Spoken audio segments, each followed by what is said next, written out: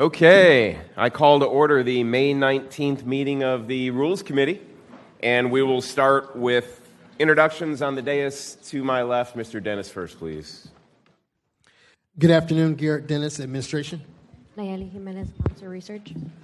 Carla Lopera, Office of General Counsel. Krista Carraher, Council Auditor's Office.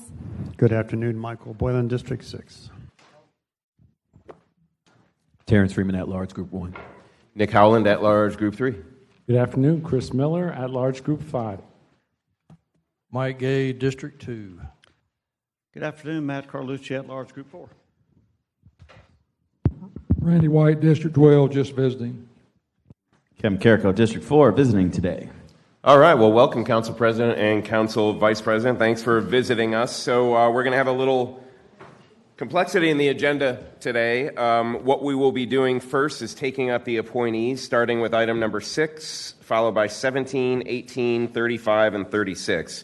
Then we'll go to the top of the agenda, and then at the end of the agenda, we'll have that boards and commissions discussion that we need to have as a Rules Committee, which will result in legislation likely consolidating 2 boards and eliminating another.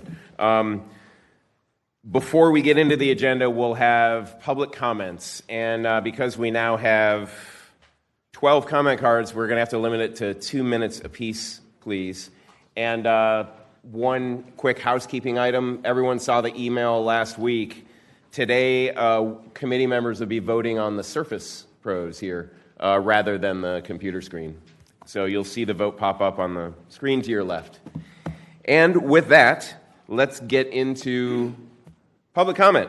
We'll allow 2 minutes each. It'll be Candace Hamilton, followed by Katie Hathaway, followed by Alex Sivar.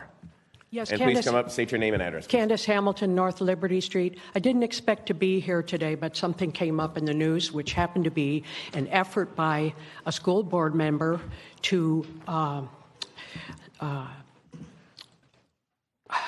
do I want to say, malign the character of a board, of a nominee for the board of the library. It is traditionally a non-partisan appointment, and there's no reason for it to be politicized. And that's why I was offended by a school board member who happens to be Moms for Liberty, trying to politicize the school board the library board, just as the school board has been politicized. It just is not the way things should be done in Jacksonville.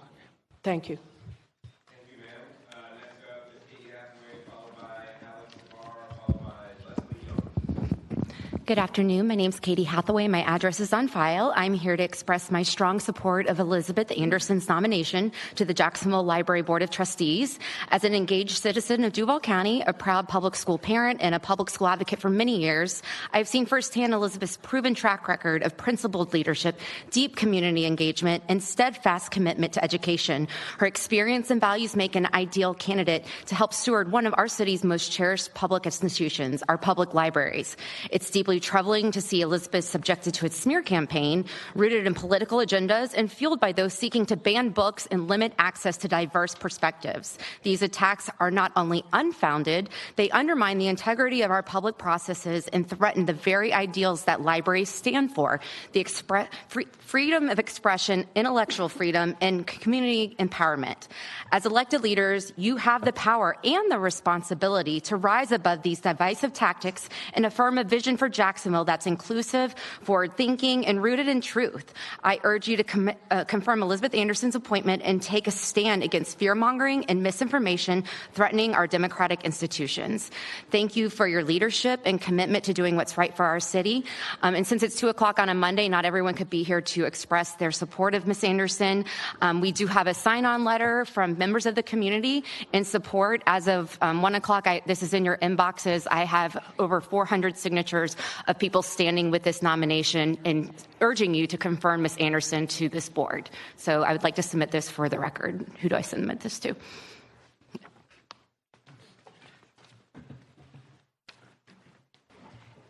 Good afternoon. My name is Alex Sivar, and my address is on the record.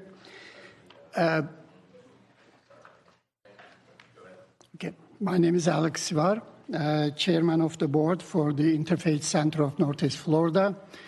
I have known Ms. Anderson for a long time. I served on One Jack's board, and I think she is well qualified for the position she is nominated. And I'm proud of the mayor to nominating her for that position. And I'm asking kindly to all the board members to vote for her in, and I don't want this thing to be politicized. Thank you.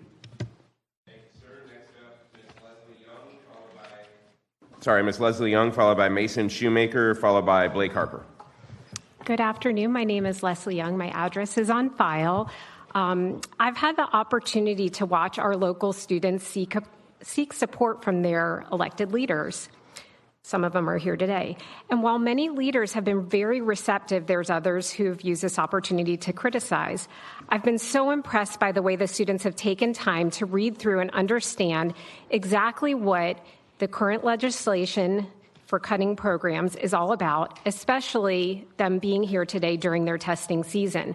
There appears to be universal concern, not just amongst these students, but amongst many of us. For the small faction that continues to suggest there is no threat to funding for these programs, there's really nothing at risk by stating together that you support AP, IB, ACE, dual enrollment, and career tech programs in our public schools.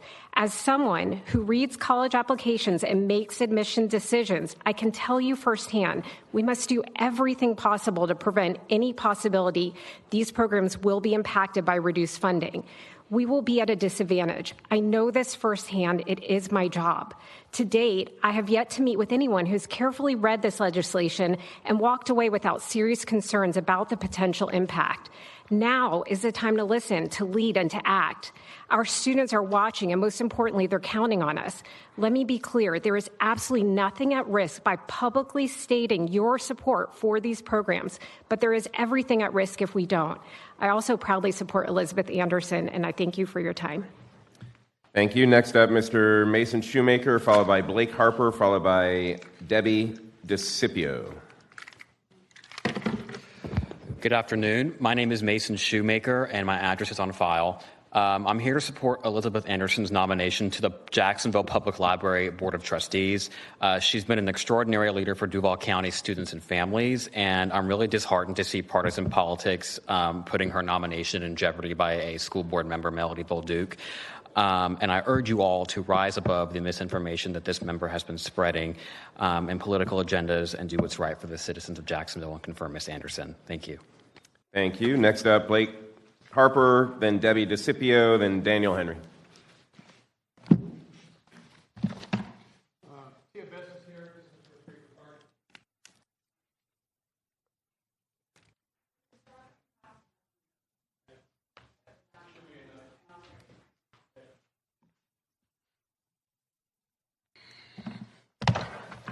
My name is Blake Harper, information on file.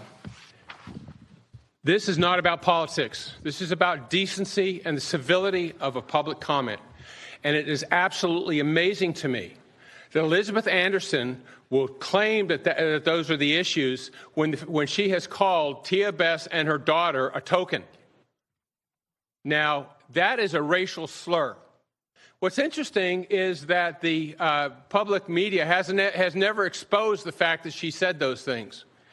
This is a tweet that she did, and I want to go over some of the things she said. This is not a deeply personal attack. This is exposing her for her ignorance, her racism, and her disgusting comments about a woman who is of color, who is a mother, who has conservative values opposite of hers. You have never heard me talk about anything other than principles and differences of agendas. Yet Garrett Dennis and several, and I've spoken here at City Council, and I've spoken against these issues that have been presented by black people, because it's not about the color of skin. It's about the policy. It's never been about the policy. And indeed, this is the posting. You can go on the website today, any website, and you can Google Tia Bess token. It's still there. The amazing thing is she has never apologized for it, but she's tried to diminish it by saying she was talking about her child. A token is a token is a token. It's a racial slur. There is absolutely no place for anything like this in any group or any meeting, any policy decision-making group here in the city. Thank you for your time. Thank you. Up next, Debbie DeCipio, Daniel Henry, followed by Nancy Murray Settle. Hello, Debbie DeCipio. My address is on file. I respectfully request a no vote on Elizabeth Anderson for library trustee's position. By allowing books like Genderqueer and Identical during her time as school board chair, Ms. Anderson allowed library books normalizing pornography and incest in our schools. Teachers were allowed to socially transition students without parental knowledge or consent. Ms. Anderson violated Governor DeSantis' no mask mandate. Ms. Anderson led the district in joining other large school districts and suing Governor DeSantis over the no mask mandate. How much precious taxpayer money was spent on her crusade to defy the governor's order? I'm not sure anyone ever researched to find out how much money was spent. I personally sat in school board agenda meetings as well as monthly school board meetings during Ms. Anderson's time as school board chair. This was during the COVID lockdown and parental fight to keep the mask off the faces of their children. Instead of honoring parents who did not want their children masked, Ms. Anderson sued the governor using taxpayer money. Parents were bringing research information to the board on the negative side of masking. Other parents brought other information to the board only to have the board make parents' life more difficult. In a September 1st, 2021 letter to then Commissioner Richard Corcoran, the board stated they passed their own emergency rule regarding face coverings. Ms. Anderson allowed an opt-out for masks, but parents were required to get a note from a physician. No parental right or authority over your own child there, since I don't have much time. Special needs children were the most at risk for falling behind academically, but even those children were required to be masked. And I also wanted to address the comment about Ms. Betts. I'm not going to get to do that. But Ms. Anderson recently stated that criticism from Ms. Bolduc and others regarding circumventing parental rights and sexually explicit material available to children doesn't reflect who she is. That may be true, but it does reflect what policy she aligns herself with. Ma'am, sorry, that was the end of the 2 minutes, but really for. Appreciate it. Thank you. Want to welcome Councilman Jimmy Peluso. Next up, we have, who's just visiting. Next up, we have Daniel Henry, followed by Nancy Murray Settle, followed by Tyler McDonald, please. Hi. Good afternoon. My name is Daniel Henry. My address is on file. I wanted to come and express my strong support for 2025-250 for Elizabeth Anderson's nomination to the Jacksonville Public Library Board of Trustees. I think one of the main reasons why I support Elizabeth, other than knowing her for the past 8 years, is her strong dedication to our community.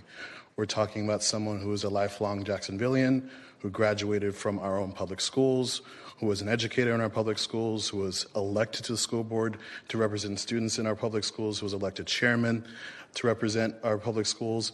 And in many other circumstances, particularly when it comes to nominations for boards, those many things would be venerated, upholded, something that we should all take great pride in as someone who has spent their lifelong ambition to serve their constituents and to serve kids, to serve on a board like this. And I hope at the end of the day that you all recognize the great position that you're in. I'm not ignorant of the politics that comes along with that. That'd be ignorant for me to say that. But I think in moments like this, it's important for us to stand up for the tradition of what this Rules Committee has been able to do for many other iterations in the past, to look at a candidate's qualifications, make sure that their experience, make sure that they can have a strong impact on a board, and support that individual as they seem fit. And I hope at the end of the day, when it comes to this nomination, that we take away the theatrics.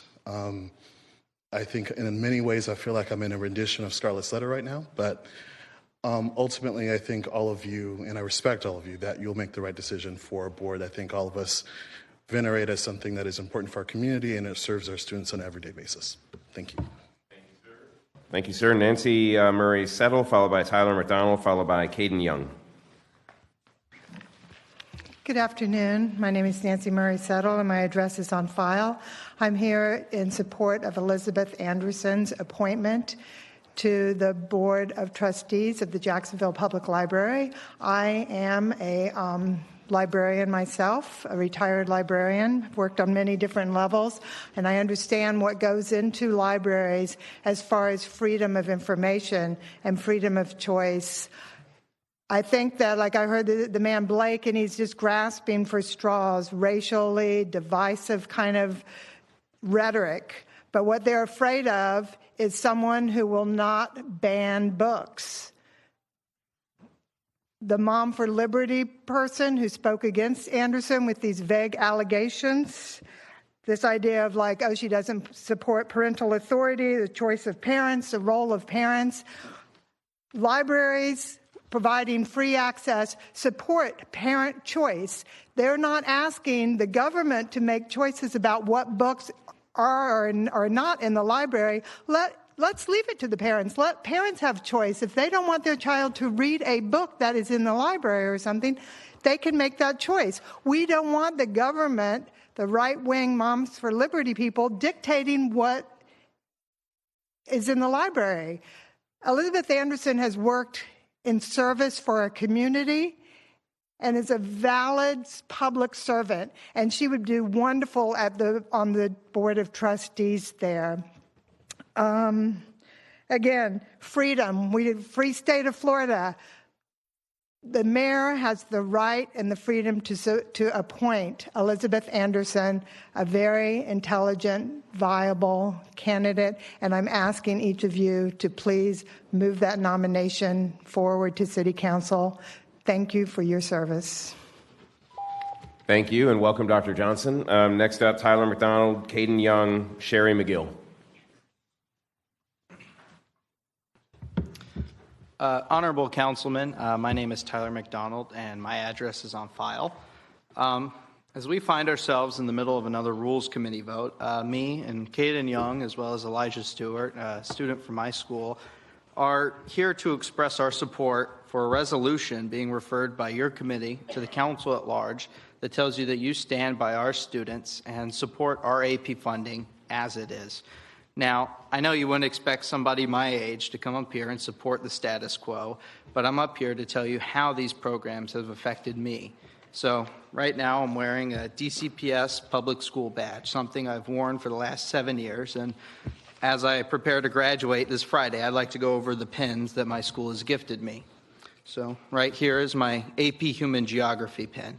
Now, because I passed AP Human Geography, which cost my school $99, I can expect to save myself $636 in tuition. Going right here, we have AP Computer Science, another $636 saved at the cost of $99 from public schools. AP United States History, $1,272 saved. World History, $636. AP Psychology, another $636. AP English Language, $1,272. AP European History, $1,272. AP Comparative Government, $636. AP Statistics, the one I'm most proud of. I hardly passed that one. Another $636. Because of that, I have saved thousands in tuition because of funding as it is allotted now. And all that I ask, and every student in this county asks, people that are your constituents, voters, and your family members, is that you keep the funding as it is so the program can survive and help the next generation. Thank you.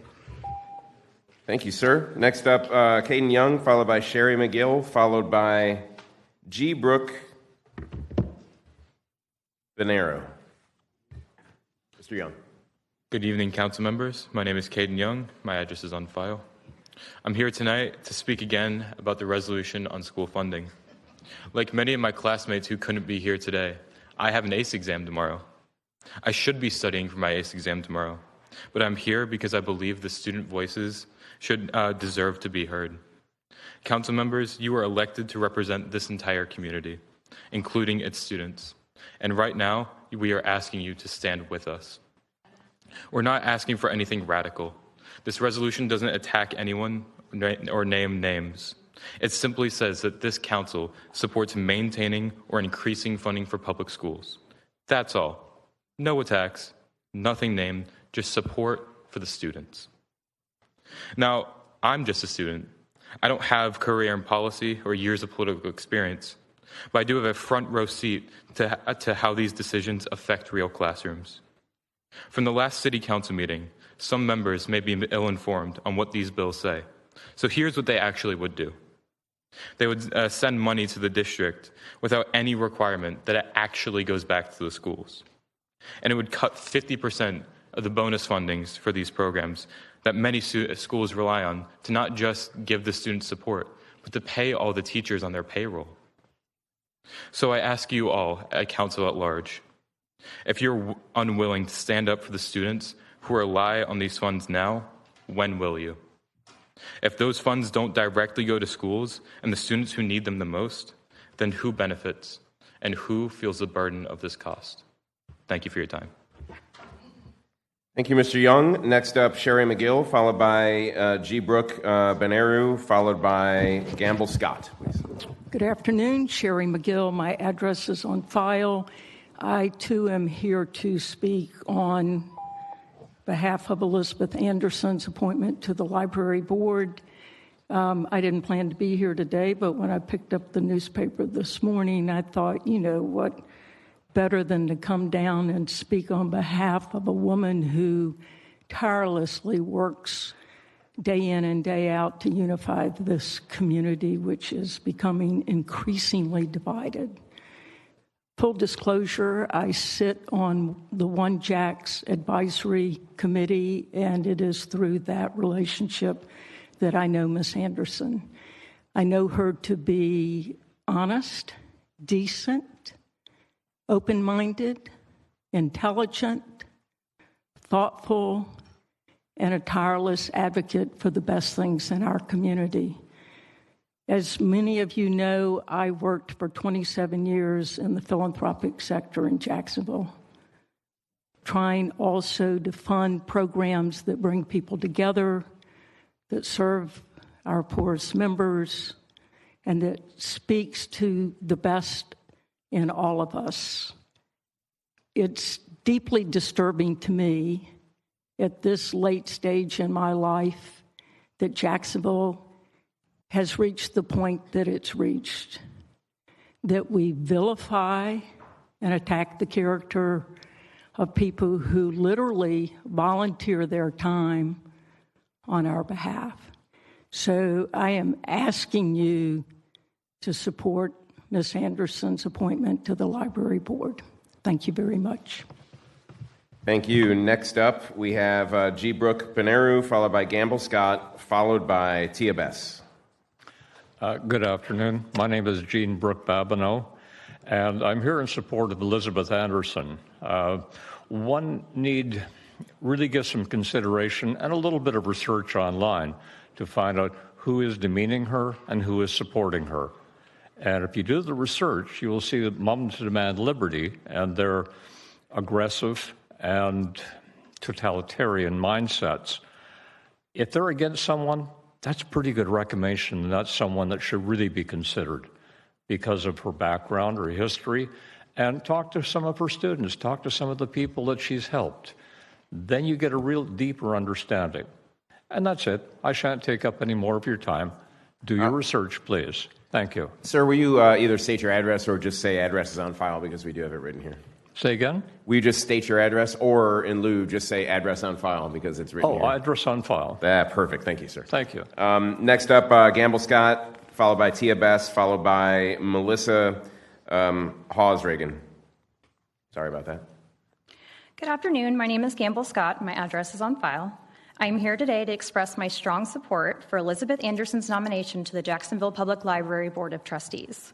I am fortunate to know Elizabeth on a personal level, and I'm proud to speak on her integrity, strong character, and deep commitment to our community.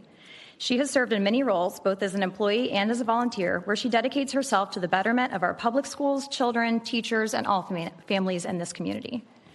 My family has a great appreciation for the incredible library system here in Jacksonville. We started attending library story times when my oldest was just a toddler, and now my two kids, who are both elementary school aged, enjoy visiting the library to read to Penny the therapy dog, perform science experiments, and to check out as many books as we can carry. We love the incredible feeling of community when we run into friends, familiar librarians, and neighbors at our local library branch. When I learned about Elizabeth's nomination, I was thrilled. I know Elizabeth and her family are also strong supporters of our library system, and I have no doubt Elizabeth will work diligently with the other board members to support and strengthen the incredible mission and values of the Jacksonville Public Library. At a time when libraries across the country are facing budget cuts and opposition from extremist groups focused on culture wars, the Jacksonville Public Library needs to maintain a strong foundation with steadfast leadership. Elizabeth Anderson's personal and professional actions and values align well with the mission of the Jacksonville Public Library, which is to enrich lives, build community, and foster success by bringing people, information, and ideas together. I encourage our City Council members to exercise sound judgment when considering the attacks and lies being perpetuated by some in this community about Elizabeth Anderson. The attacks are misguided and rooted in ignorance and hate.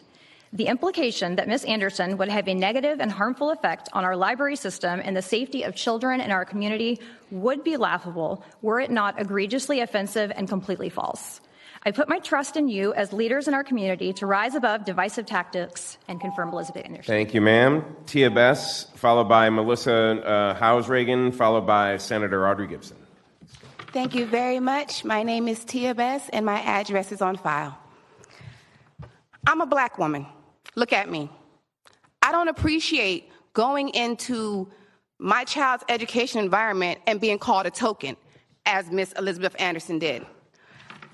On the Beaches activist movement, Ms. Anderson said, so we have Keisha King, April Carney is my opponent, Tia Bess has a child with special needs, and they often parade her out as a token person because of her agenda. First of all, autistic kids aren't agendas. That's my child that she's talking about. Number two, I have been advocating for parental rights as a strong Democrat until Ms. Anderson decides to call me and my child token. I don't need anybody to parade me around because I am my own person. I'm old Jacksonville. My roots go back to 1908 in Jacksonville. So let's clear that up. I joined an activist group called Moms for Liberty because obviously every time I went to the school board meeting, I was just another nagging black woman that no one wanted to hear. So my problems fell on deaf ear. I've been advocating across the nation with multiple organizations, but I stand here today on my own as a mom. I'm not with anyone. I'm just here representing myself. If you have skin that looks like me, often you're afraid to speak up for being judged and criticized and not going along with everyone else. Well, I decided not to do that. In 2021, myself, along with 9 other Duval County households, we sued the Duval County School Board for violating our children's rights with special needs. Ms. Anderson is not the person that you think she is, and I will say that, and I expected an apology. Is it okay for any of you to call this gentleman right here a token? I don't think so. He would demand an apology. Anyone in this room who looks like me. It's not okay. Ms. Anderson, I hope that we can talk one day. Thank you, Ms. Bess, followed by Melissa Hausreagan, and then Senator Audrey Gibson, please.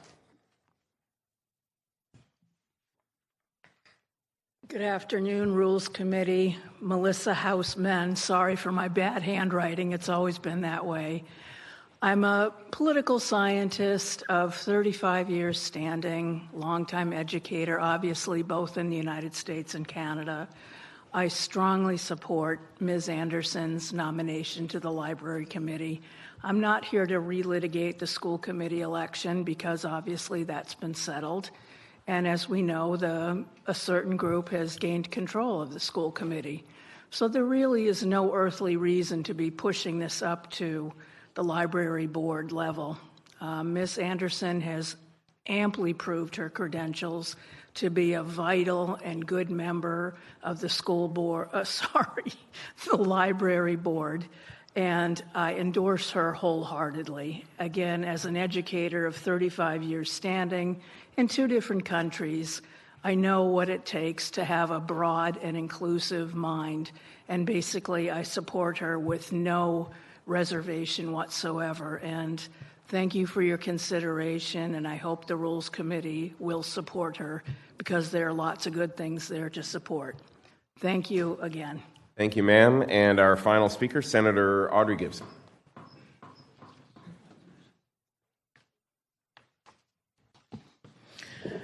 Thank you, Mr. Chair and council members. My information is on file. I think that's all I need to say on that matter. Okay. And I am here to ask your support for the confirmation of Elizabeth Anderson to the Jacksonville Public Library Trustees Board. Elizabeth Anderson has served our diverse community in a manner that is in line with the strategic agenda of the library board trustees. And one has but to read it, as apparently some have not any of you all, I'm just speaking in general terms. One has but to read it to understand that the library board of trustees serve at the pleasure of the community and have an agenda that is targeted on all members of this diverse community. I believe that Elizabeth has the wherewithal and all of the credentials that the Board of Trustees need. And let us remember that the library system is not solely books. The system offers a full complement of services, community gathering rooms, research material space at the library, and computers that a budding entrepreneur can complete and do the homework to make sure their business will be successful. They have first-class exhibits in every library in this community, except I know that Councilman, can't call his name right now, Councilman Gay is looking for a library in his area. I love libraries. I served on the community advisory committee for the library. I was part of the charter member group that formed Save Our Libraries. I was appropriator of funds from the state legislature that increased the funding that came to this city for library systems and across this state. Please support Elizabeth Anderson in this position, and she will do a great job. Thank you, Senator, so much. With that concludes public comment. We will go directly into the appointees for today, starting with item number 6 on page 3. That is 2025-250. Entertain a motion on the bill. All right, we have a motion and a second on the bill. We'll invite up Ms. Elizabeth Anderson. And ma'am, if you wouldn't mind, name, address, tell us about yourself and your interest in the role, please.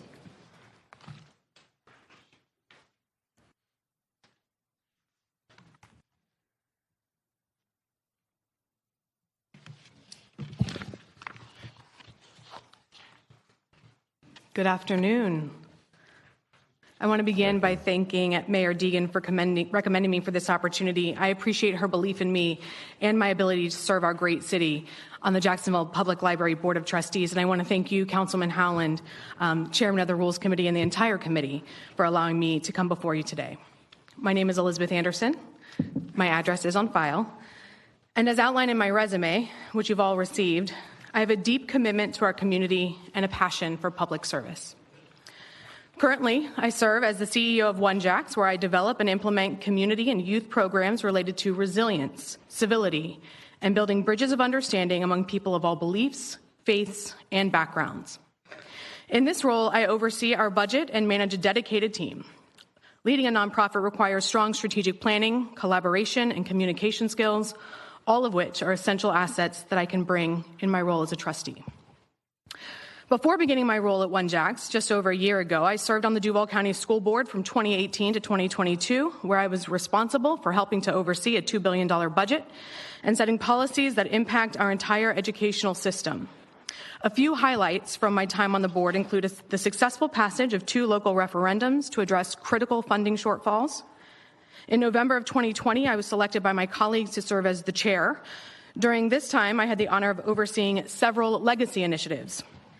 With the support of the Jacksonville Chamber and bipartisan political leaders, we renamed schools which were a barrier to creating a welcoming city for all.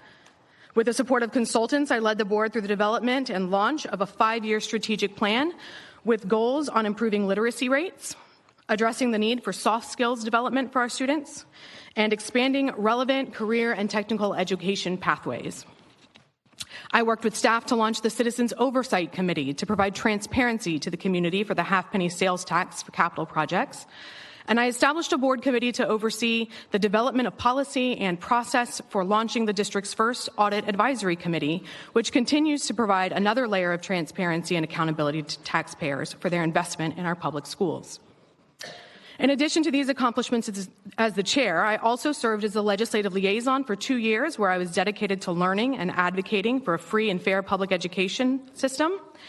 And finally, I served as an executive leader at the state level for the Florida School Boards Association, supporting all Florida school districts. All of this experience gave me invaluable insight into the workings of large public institutions and the importance of responsible governance. In addition to my leadership roles, I have a background in mental health counseling, holding a Master of Science in Mental Health Counseling from the University of North Florida, which has honed my abilities in effective listening, communication, and understanding diverse community needs. And as a former Florida certified high school English teacher myself, I also deeply value education and literacy. Lastly, I want to share how much my family and I love the library. As someone frequently out in the community for work, I have visited libraries across the city between appointments to check emails or finish projects, so I know firsthand how valuable these hubs are. I spent many Saturday mornings at story time at the Pablo Creek branch when my son was a toddler, and now, as he finishes up second grade, he's reading chapter books that we borrow from the library, higher level books that he doesn't have access to in his classroom. Our family loves books. Most days, my digital holds are maxed out on the Libby app. I believe the public library is a vital institution, and I would be honored to help ensure it continues to serve our community in meaningful and innovative ways. My top priorities for this role would include expanding digital access and digital literacy, supporting early childhood literacy and workforce development, as well as ensuring fiscal responsibility and strategic oversight. With experience in leadership, public service, and community engagement, I believe I am a strong candidate for the Board of Trustees and am enthusiastic about the opportunity to strengthen this essential resource for us all. Now, before I turn it back over to you all, I do want to take just a moment to acknowledge the efforts that have been made over the past couple of weeks to derail this appointment with false and divisive claims about my character and my beliefs. I want to be clear that I have no political agenda or ambition. What I do have is a lifelong commitment to public service, education, and building a more connected and civil community. Our library system is one of Jacksonville's greatest assets. It exists to inform, to inspire, and to serve all people, regardless of background or viewpoint. I believe in protecting that mission, not politicizing it. I've been in Jacksonville my whole life. I'm a wife, I'm a mother, I'm a daughter. In my heart, I am a teacher and a counselor and a public servant committed to doing my part for a thriving community. It is my job every day to wake up and think about how we can confront division, not by deepening it, but by listening, learning, and leading with integrity. Regardless of what someone says about me, I know I bring those same values here today. I respectfully ask that you see beyond the noise and judge my appointment based on my record, my values, and my sincere commitment to what's best for Jacksonville. Thank you so much for your consideration. All right, thank you, Ms. Anderson. Let's open it up to the queue. First, any committee members? Seeing none on the queue, we'll go over to Councilman Pelusa. Thank you, Chair. I do appreciate you calling on me. I think we've heard a lot from members of the community. I think we've heard a lot from, a phenomenal appointee, if you ask me. I've known Elizabeth for quite some time. I can just tell you all this, right? As someone who's been to our public library many, many times in my youth and later on in life, I don't think I could have named a single board member in the past. It's because we really don't think about that kind of stuff. Because we just hope that the doors are open and that the programs are being run effectively. And, I don't think most members of the public really think about things that much. And I'm pretty sure we've appointed and accepted appointments for a number of individuals, names of which we've probably already forgotten. And that's not to say anything negative about any individual, but these are volunteer boards. These are people giving up their time to serve in a volunteer capacity. Not only is Elizabeth willing to do so, but she was an elected official for 4 years. And in that time was constantly regarded as somebody who knew what she was doing and did things in the best interest of our community. Regardless of how you feel, you all know that she was a very, very good, above average elected official. And now she's coming up here, and there's just been so much noise about this one appointee, again, to a board that We all know and love the library, but this is the library we're talking about. It's a huge deal to a lot of people, and I appreciate that, but we're not a board of directors here where she's going to get paid $10 million to be on there and get a bunch of stock options. She's trying to give up her time and attention to something that she cares greatly about. And most people are probably not even really going to talk about after this vote. On top of her qualifications, she understands DCPS really well, obviously. She understands the structure of COJ. She understands the roles and responsibilities of being on that board. As I look up the authority and power of the Board of Trustees, it really is just pretty run-of-the-mill basic stuff. And by the way, if there were policy decisions that were made that for whatever reason was so offensive to this body, we still have the last laugh when it comes to different policies for all the different organizations underneath us. I don't care if it's DIA, Renew Arlington, the Cultural Council, JTA, all of their budgets go through us, right? At the end of the day, we pull the purse strings, and at the end of the day, we could really sort of push on some of these subordinate and boards and commissions and groups as we want to see fit. We've done it time and time again. We've heard about different thoughts about how we're going to reform different boards and different different stuff like that. I mean, it's things we've done in our past in our capacity. So even then, it's not like this board is so strong and robust that they'll be able to run roughshod. No, she's a mom. She's a parent. She understands parental rights. She understands the law. I'm not concerned about that, neither should anyone else.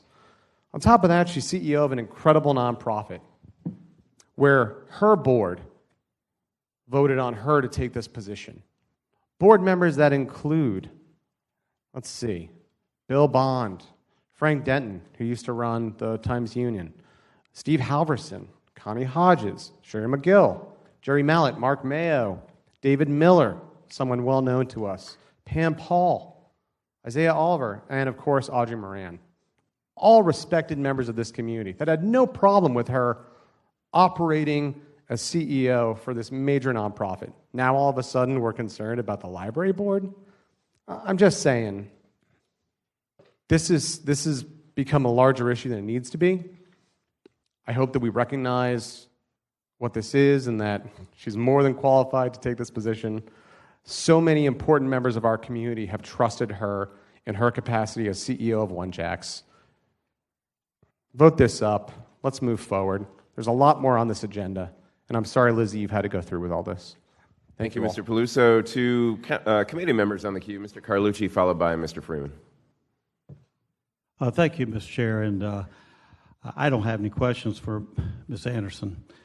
What I do want to express to my committee members here and those who are visiting and to the crowd. I got to know Elizabeth, Ms. Anderson, back in 2019 when we were trying to get the half-penny sales tax on the 2019 referendum, and because of politics at that time, we had to wait and couldn't get it on until 2020. But we eventually did, and it carried with, I think, close to 70% of the vote, because we have the oldest stock of school buildings in the state of Florida. Ms. Anderson's district had the least to gain from that half-penny sales tax, but she was out front and center and gave everything she had to see that pass. And that's when I realized this was a real stateswoman. She put aside the fact that she could have been whining about my district should be getting more, my district should be getting more, but she positioned her support on the good of the whole of this community. And those are the kind of folks that I think we should be looking for in bigger leadership. And I told her a long time ago, I hope you run for city council sometime and then move on to the state. But you're a mama and you got young kids, and I wouldn't recommend it right now, but never say never. I also want to say this as well, without getting into great detail because it's somewhat personal to me, but I'm familiar with the issue of autism, more than I thought I ever would be in the last 6 years. And so I have become to know a fair number of folks in the same boat. And I know this nice lady out here, she's in that boat. And I understand a little bit about it, not as much as she does, I'm sure, but but I'm getting to know a lot about it, and it's very misunderstood. But I just have to say this. I called Miss Anderson, along with I called Mr. Warren Jones, to find out what did the public school system have to offer for our students. And I referred other people to her of all race, and she was there. And she reached out with great love and great tenderness and great concern and pointed our family in the direction, and many other families in the direction of where we could go to see that our loved ones could get the best education for those in our families that had autism. So I just want to say that, because I think it needs to be said. And we're looking for people in these positions that understand what it's like to be a statesperson. Sometimes meaning you have to take on the tough positions. Sometimes you have to take the bullets. And she's taken them.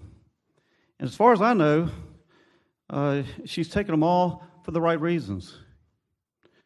Now, if there's been things that have been said or interpreted or whatever on social media, then I don't think anybody here would like to have everything we've said on social media put out there in the in the public sphere. I know I wouldn't, but that's why I got off it. I don't have Facebook. I don't have X. I got tired of it. At any rate,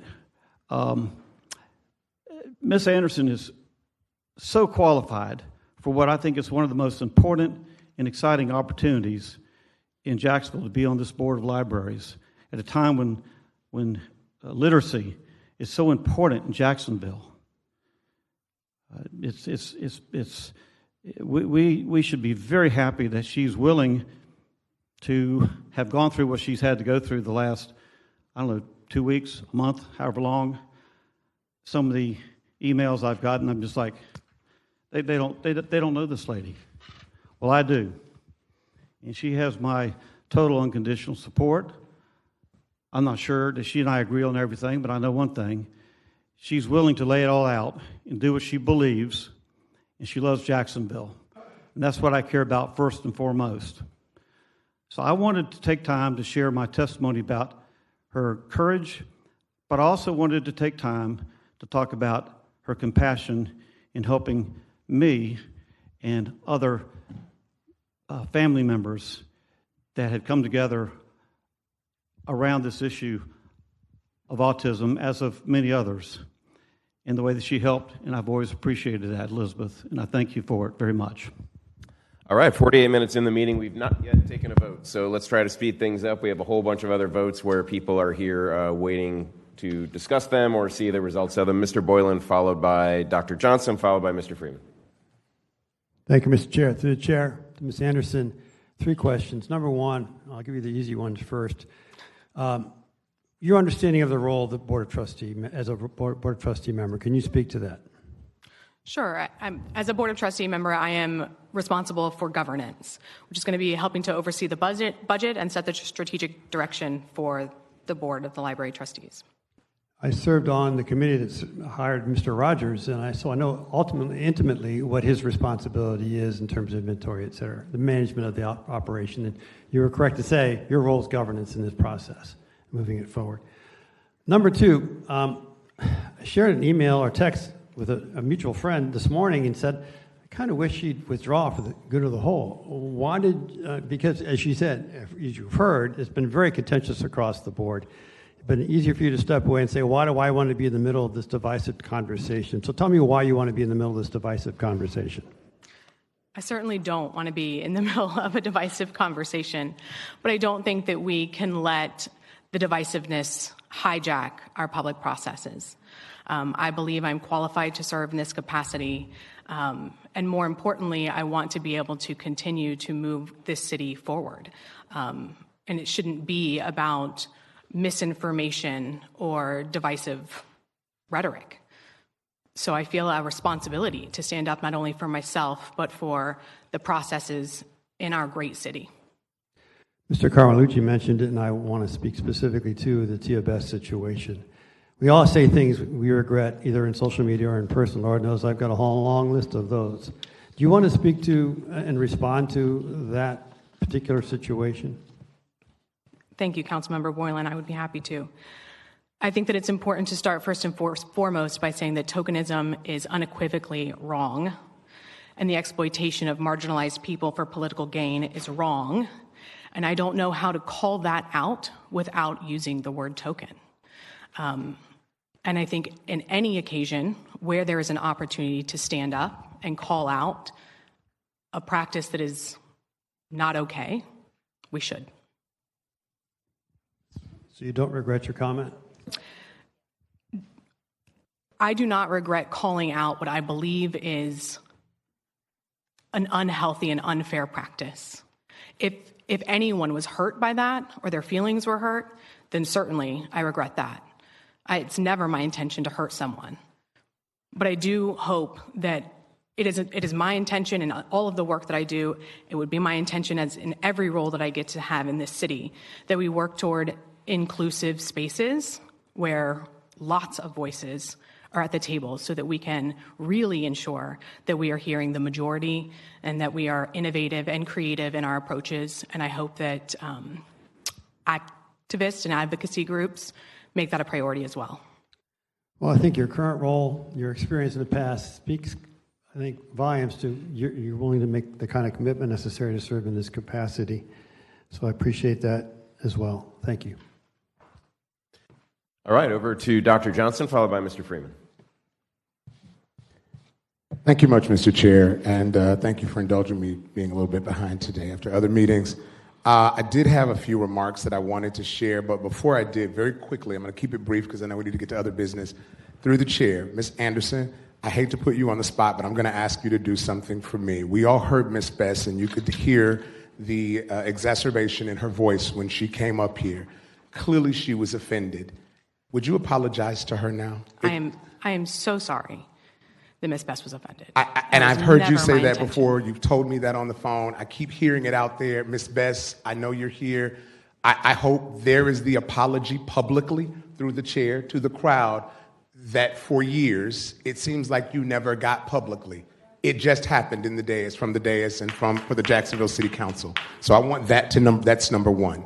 Thank you for doing that and indulging me for that moment, and thank you, Mr. Chair. And let me say, I rise in strong, unequivocal support of who has become my friend Elizabeth Anderson in her nomination to the Library Board of Trustees, on which I sit as an ex officio member.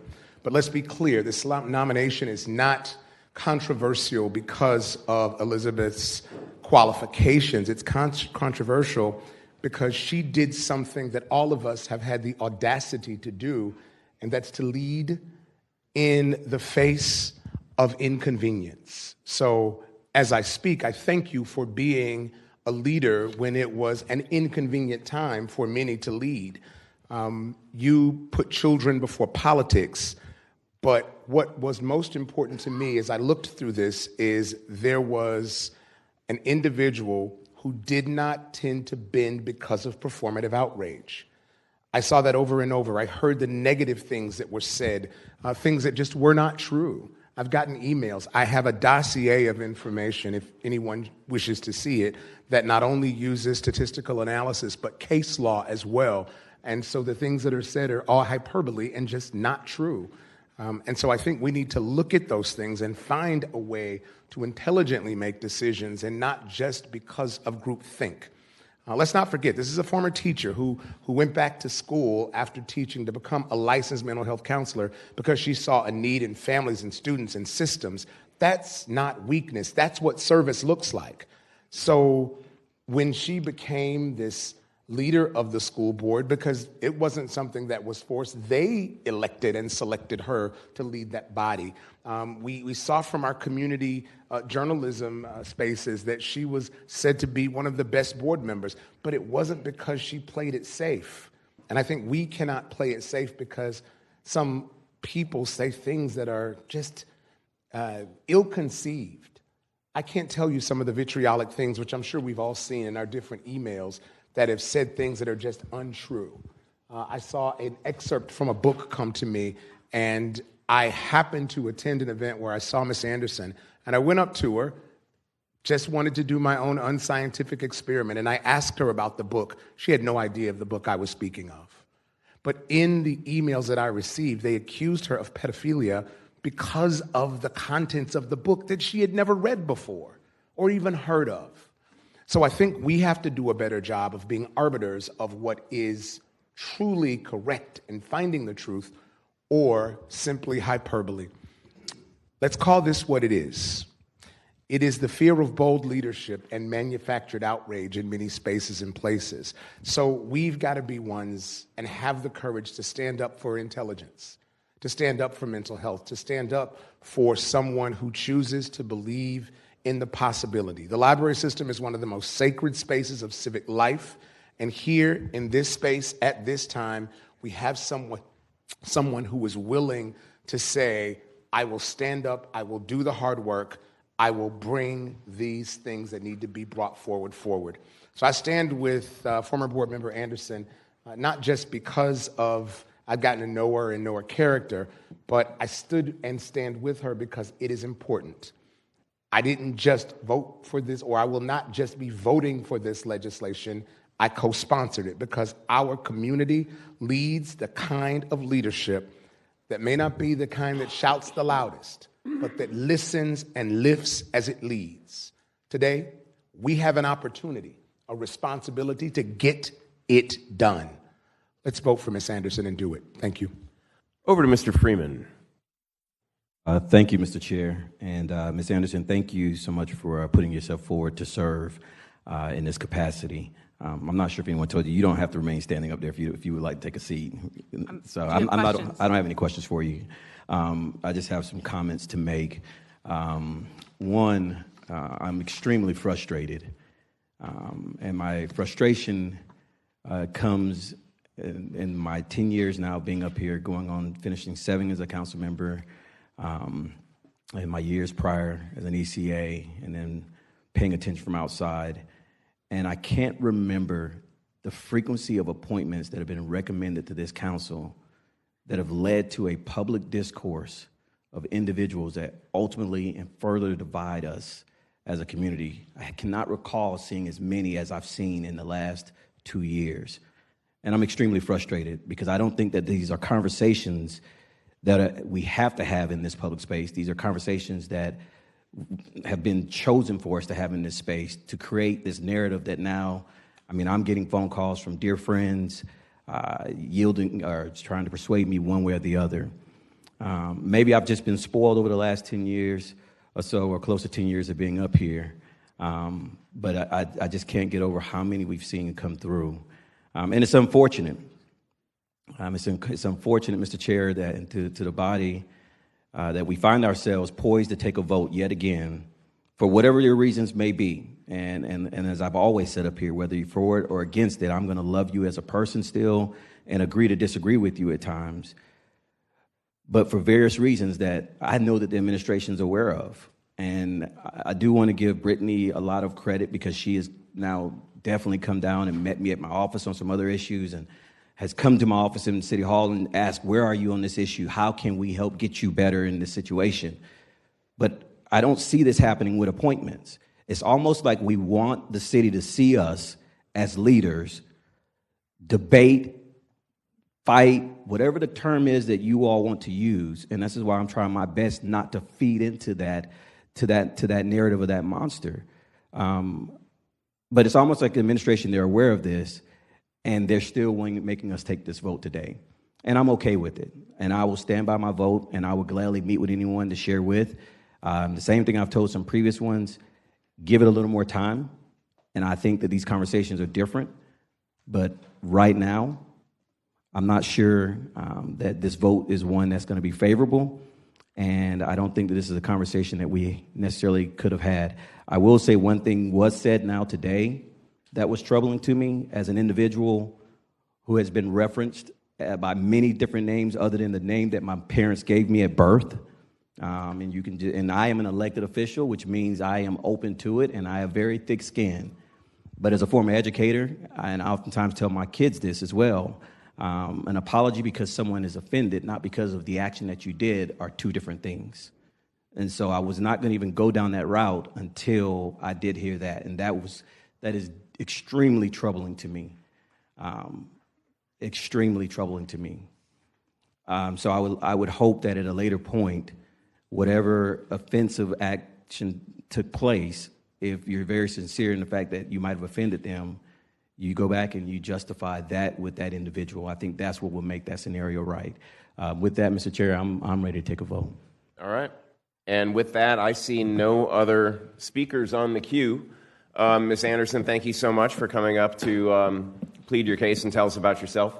And with that, committee members are reminded to use the Surface Pro for the vote. Let's open the ballot and take your vote.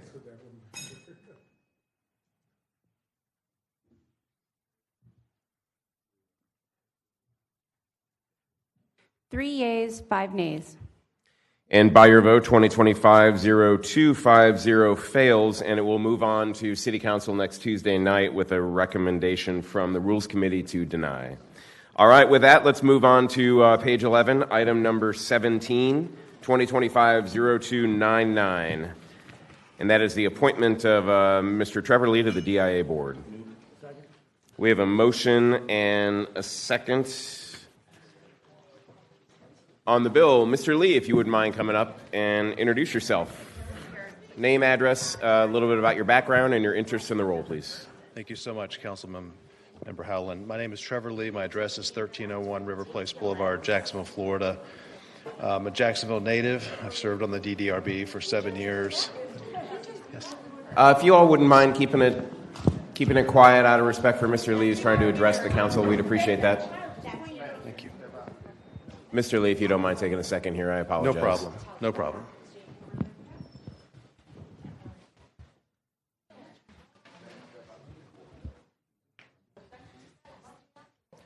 All right, Mr. Lee, thank you so much. Apologies for that. No problem. Again, Trevor Lee, my address I just spoke or is on file. Thank you so much for having me. As I was mentioning, I'm a Jacksonville native. I served on the DDRB for about 7 years. I've served on other various boards, the Jacksonville Symphony, Gabriel House of Care, and of course the Jacksonville Chamber. My passion has been to use my professional experience and education to serve Jacksonville whenever possible. I'm an architecture graduate and an architect by profession. My business is in downtown on the South Bank, where I serve mostly large-scale healthcare clients, Baptist being my largest one, and commercial clients as well. Happy to answer any additional questions that you might have on my appointment or any questions about my background. And thank you so much for this opportunity to serve Jacksonville. All right, and we have no speakers on the queue. Mr. Lee, if you couldn't have planned it better following that with your appointment. Though you and I had a long conversation, you'll be a terrific member of the DIA board. Thanks for lending your architecture expertise to it. Looking forward to having you on board. And Mr. Peluso, not on the committee, would you like to speak? Thank you, Chair. I would. And I've known Trevor for several years now. Not only to the point you just made as an architect, he's going to provide so much good expertise when it comes to this board. I actually do have a question to you because it's kind of been discussed a little bit from potential changes to DIA and DDRB. Do you still think that DDRB... I'll allow it this one time, Mr. Peluso. Go ahead. Through the chair to Mr. Lee, do you believe that DDRB and the kind of the role that they play is still vital for the future of downtown? The short answer is yes. Having served on that board for 7 years, I have an intimate knowledge of how it works, both the good and the bad. I think that since the DIA's founding and the DDRB's charter, we now have some experience to go back and look and say, how can we improve on this model? How can we both create better projects for Jacksonville, but also how can we make it easier for applicants to get through the process? So I think those two things are important when you look at how DDRB might be improved going forward. Through the chair, to the body, I just went to Tampa and St. Pete over the weekend, and I will say, everyone speaks so highly of both of those cities. There were some architectural choices that I saw while walking around, and I'm really glad that we have DDRB to help make sure that our city looks, just looks better than what I saw. So just honestly, your appointment today just perfect timing. But it's so excited for you to be on this board. You're going to be a great addition. Thank you, Council Member. I appreciate that. All right, seeing no other speakers in the queue, let's open up the ballot and record your vote. 8 yeas, 0 nays. All right, by your unanimous vote, 2025-0299 passes. And Mr. Lee, you are invited to attend our May 27th full council meeting where your appointment will be confirmed. And if you're there, you'll ask to stand and be recognized, but attendance is not mandatory. Yes, sir. Thank you so much. Sir. Thank you, members. All right. Next item is item number 18, 2025-0301, appointment of Scott Carter as Chief of the Engineering Construction Management Division. We have a motion and a second on the bill. Mr. Carter, would you mind coming up? Thank you, sir, also for sitting through that. I guess you are an employee, so you kind of have to. But well, nonetheless. I hope not to be as controversial, that's for sure. Please introduce yourself, name, address, and a little bit about your background, sir. Please. Sure, my name is Scott Carter. I live at 4514 Cross Tie Road North in Mandarin. I am currently the acting Chief of Engineering and Construction Management. I've lived in Jacksonville for 33 years.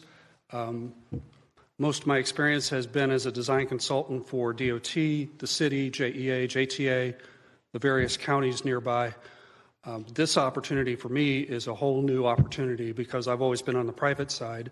Now this is a chance to serve the public in a bigger role and to help shape some of the policies. And I see my primary responsibility is to get the capital improvement plan that the council and the mayor put together out the door and let the taxpayers see their money at work. So I'm happy to answer questions, talk about education, whatever you might like to know. All right, I see no, I do. Dr. Johnson is on the queue. Thank you, Mr. Chair. I'll say that I had a chance to meet with Mr. Carter, trial by fire. What was it, day 4 on the job? Yes. And I was like, I need to have you come by the office for a moment. And he was right there, had a lot of the information. I'm looking forward to co-sponsoring this and speaking to you on several of the projects. We're working on some major projects in the district, but I must say, when you come in, sometimes, as you know, all of us has been in business and industry and executives, you want to come in and take a look at the landscape. Not only did he look at it and was ready to go, but he was in with information and data that we needed that helped projects, at least in my district, move very quickly. So thank you for your belief and work in our citizens in getting this done. Thank you, sir. Over to Mr. Boylan.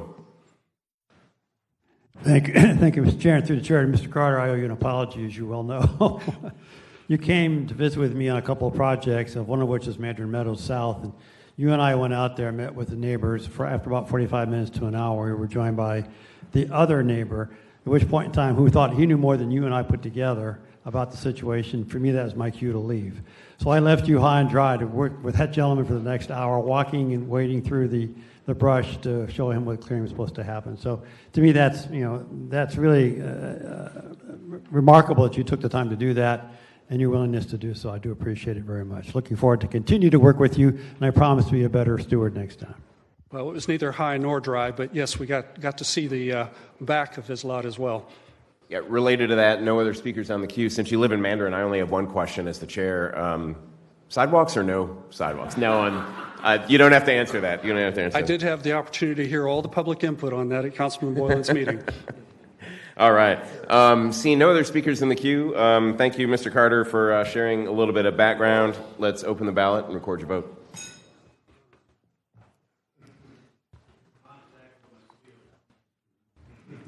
Eight yeas, 0 nays. And by your vote, 2025-0301 passes. Thank you, sir. Thank you. Next up, page 16, item number 35. Is Ms. Pickett here? All right. Yes, Ms. Pickett, come on up. Item number 35. We'll entertain a motion on the bill. Oh, sorry. We'll entertain a motion on the emergency. We have a motion from Mr. Freeman, a second from Dr. Johnson on the emergency. Ms. Carher, please explain the emergency. Through the chair to the committee, one cycle emergency has been requested in order to ensure that this appointee is confirmed prior to the Cultural Service Grant Program Committee's orientation, which is scheduled for June 4th. See no speakers in the queue. Any questions on the emergency? If not, all right, we'll take this vote verbally. All in favor of the emergency indicate by saying aye. Aye. All against say no. The emergency passes. We have a motion from Mr. Freeman, a second from Mr. Miller on the bill as an emergency. We have Mr. Freeman on the queue. Thank you, Mr. Chair. Through the chair to Ms. Pickett. One, do you want to go ahead and let her share a little bit of herself? Oh, gosh. Yeah, please, before. Sorry about that. Ms. Pickett, I'm so sorry. Please, name, address, tell us about yourself, your interest in the role, and highlight, please, because we didn't get a chance to talk about this, but we did when you were appointed to the Cultural Council. So tell us a little bit about what's going on here. We did. Good afternoon. Thank you guys for having me this evening. My name is Suzanne Pickett. My address is on file. I am currently a visual artist residing in the city of Jacksonville. I have committed over 3 decades of my time and talents to using the arts as a catalyst for a building community. I am proud to serve again on the Cultural Council. I served in 2017-18 as a member of the Arts and Public Places Committee. I'm currently serving now, and I'm excited to be able to join this committee, the Cultural Services Committee, to be able to expand the arts and culture to make our city the city that we all want to see it to be. All right, and just for clarity, I believe we have yourself and Mr. Eakins, both members of the Cultural Council, who are now up for appointment to the Cultural Services Grant Program Committee, and that was at the request of the Cultural Council, if I understand. Correct. Yes, okay. Over to Mr. Freeman. Thank you, Mr. Chair. Through the chair to Ms. Pickett. How are you doing today? Good afternoon. I'm well. Good afternoon. Thank you so much for yet again putting yourself forward. Mine is just more administrative deal. Every nominee that comes forward, either I'll try to schedule a call with them or I'll try to meet with them in person. But the first thing I'd like to offer is an email that I'll send a list of questions and then they respond back, and then that kind of helps us both out with our schedules. Have you received that email yet from my assistant? I have not received that email. Okay, I will make sure that my assistant receives it. You are someone that I've worked with in the past, and so I definitely know the good work that you're doing. And so I don't ever like for anyone to think that I play favorites just because I know someone or I don't. So I have to say this on record that I'm going to fully support you today and look forward to supporting you in the future. But if I don't get that questionnaire, and I've said this in the past, then I will probably reserve the right to say I'm not comfortable moving forward until I already know the answers. But I need you to do that. So if you don't mind, can you please send me those questions back, and or we can just set up a phone call, whatever's easiest for you. Okay. All righty. And then let Mr. Khalil know that I'll be calling as soon as graduation as well. Thank you so much. Thank you. All right, bye-bye. Thank you, Mr. Freeman. Over to Mr. Carlucci. Thank you, Mr. Chair. I met Ms. Pickett a long time ago. I could not be more excited to see this appointment, and I hope that she'll get the votes for the appointment. I've been thinking about a few things while you were answering some questions. I wonder how many people, or if you brought this up, that you had actually painted, or how many people know that she painted the mural of Rodney Hurst and Alton Yates on the day of Axe Handle Saturday. You did that, right? I did. I was one of the artists on that. I have to get a little better about representing myself as a visual artist, but yes. You know, we have a lot of murals around town. I'm not sure how many more on the way, but I'm quite sure quite a few. But this is one of the most iconic murals I've ever seen. I met Alton Yates. I went out with Alton Yates, and we met with Ms. Pickett and had lunch in the east side there, and took in the mural. And I think at that point it was about 3/4 of the way done. Mm-hmm. But this is an amazing lady. I mean, just a super amazing lady. And I just am very excited that you'll be taking part in this and keep engaging in Jacksonville, because we'll only be better for you. Thank you. Thank you. All right, and lastly, Mr. Peluso, who we could make you an honorary Rules Committee member. Thank you, Chair. Does that mean I get a vote? No. No, I can't let other people speak on behalf of Sudan and not have myself say something. She's been an incredible advocate for her community and has been brilliant in all of her other roles, and I'm excited to see you on this board as well. Thank you. All right, seeing no other speakers in the queue, let's open the ballot and record your vote.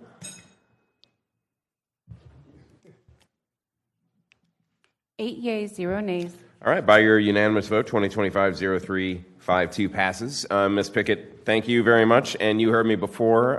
You are invited to our council meeting on May 27th, where you'll be recognized if you're there, but attendance is not mandatory. Thank you. Thank you. Have a great day. You too. And final item on Mr. Boylan. Thank you, Mr. Chair. Before we take up the next item, I want to call Sally. Would you mind coming up? My concern is, why are we here at the last hour identifying members? I understand the challenge of the grants program, don't get me wrong, but I'd appreciate having some information as to why the challenge in recruiting folks to serve on this board. Can you help me understand why we are in this position of having to address emergencies? I think actually that's probably better explained by Kristen Livingston. I didn't know Kristen, but I knew you, Yeah. so I'm going to call So it. just state name, address, and role, please. Sally Pettigrew. My Sally. address is 3140 Green Arbor Place here in Jacksonville, and I'm the chair of the Grants Review Panel this year for the Cultural Council. Kristen Livingston, address 12311 Kensington Lakes Drive, apartment 1404. So, through the chair to Ms. Livingston, then, could you help me understand why it's such a challenge to identify? Absolutely. We have 2 board members who are in the process of rolling off the board. So we are replacing those 2 board representatives with new members in order for them to be a part of this upcoming grant cycle and still have the mentorship of the outgoing board members. Well, like you heard from Councilmember Freeman, for us to have an opportunity to see those people in advance of this process, I'd encourage the future that we see them sooner. Thank you. Absolutely. Thank you. All right, with that, item number 36, 2025-353, also on page 16. We'll entertain a motion on the emergency. We have a motion and a second on the emergency. Ms. Kerher, I think it's ditto, right? That's correct. Through the chair, same explanation as the last bill. This is just to get it confirmed prior to the orientation scheduled for June 4th. Dr. Johnson, are you on the emergency? Or on the bill? Okay. We'll take this vote verbally. All those in favor of the emergency indicate by saying aye. Aye. All against saying no. The emergency passes. We have a motion from Mr. Freeman, a second from Mr. Miller on the emergency. I'll invite Mr. Eakins up. Akins, I think. I say it right, Akins, I believe. Yeah, Eakins. I've been wrong twice. All right, Mr. Eakins, name, address, tell us a little bit about your background and your interest in the role. Absolutely. And I think you got friends on the queue because they're starting to line up. Yeah. Or enemies, you never know. And see how earlier today went. Go ahead, sir. Darren Eakins, address on file. I come before you today in excitement, ready to work. Currently, I serve on the Cultural Council. As Board Member Pickett spoke about, her background is in visual arts. Well, my background is in instrumental music. So to have representation for all of the arts on our council is amazing. I'm a graduate of Florida A&M University. I'm a graduate of Douglas Anderson School of the Arts. I'm also a graduate of the second graduating class of La Villa School of the Arts as well. And so art, culture literally runs through my DNA. And I'm happy to serve, happy to work with the Cultural Council and on this committee as well. All right. And we have 3 members of the queue, Dr. Johnson, Mr. Freeman, Mr. Carrico. Dr. Johnson first. It is very difficult, Mr. Chair, for me to vote for this gentleman because he is a member of Alpha Phi Alpha Fraternity Incorporated. But I'm going to move past the fact that I'm a Kappa and the fact that I have to say, and I say that jokingly, we say it, but his brother is a dear friend of mine who is a member of Kappa Alpha Psi Fraternity Incorporated. How did that happen, Terrence? How did it happen? The real deal. But what I want to say is that you are such an incredible part of the fabric of this community. What he didn't say for those members that don't know is that he founded a premium spirits brand, Du Blase, which is doing some amazing things. I'm glad to say I have a signed limited edition bottle in my office at the top of my credenza. We are very fortunate as a city to not just have your family and as a fellow artist, obviously, but just to have you as an artist, but as a friend and as a leader in this community to give of your time and talent. Your business is growing exponentially, but you're taking time to do this, and I could not be more proud of the great work you're doing. So thank you for that, and I'm honored to co-sponsor this legislation. Thank you. Over to Mr. Freeman, followed by Mr. Carrico. Thank you, Mr. Chair, and through the chair to Mr. Eakins. Good afternoon, everyone. Thank you so much for putting yourself forward. Similar to what I shared with Ms. Pickett as well. My assistant, Jerry, who I have the privilege of working with, she sends out emails. If you have not received that, can you check your email? I'll have her reach out as well. And if not, I'll just give you a phone call if that works best for trying to get our schedules together. But I would like to have that before next Tuesday. And I should have apologized to the other ones because we know that, goodwill is the monarch of this house, right? And so we definitely mean well for all. So if you can get that to me, that'd be great. And I would like to be added as a co-sponsor. All right, next up, Mr. Carrico.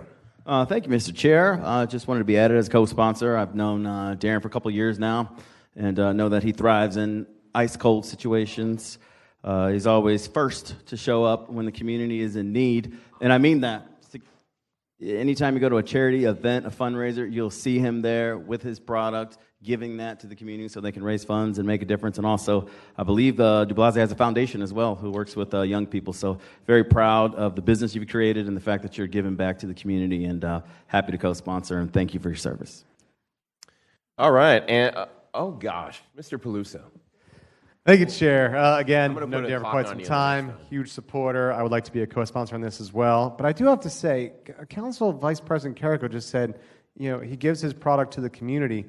Hopefully they're asking if they're 21 years old. I mean, this is a liquor product. I mean, what do you, just want to make sure. It is a great product, though. Big fan. All right, thanks, Darren. All right, and even though you're a part owner of Savannah Ghost Pirates, which competes with the Jacksonville Icemen, you're still getting my support today. So with that, seeing no other speakers in the queue, let's open the ballot and take your vote.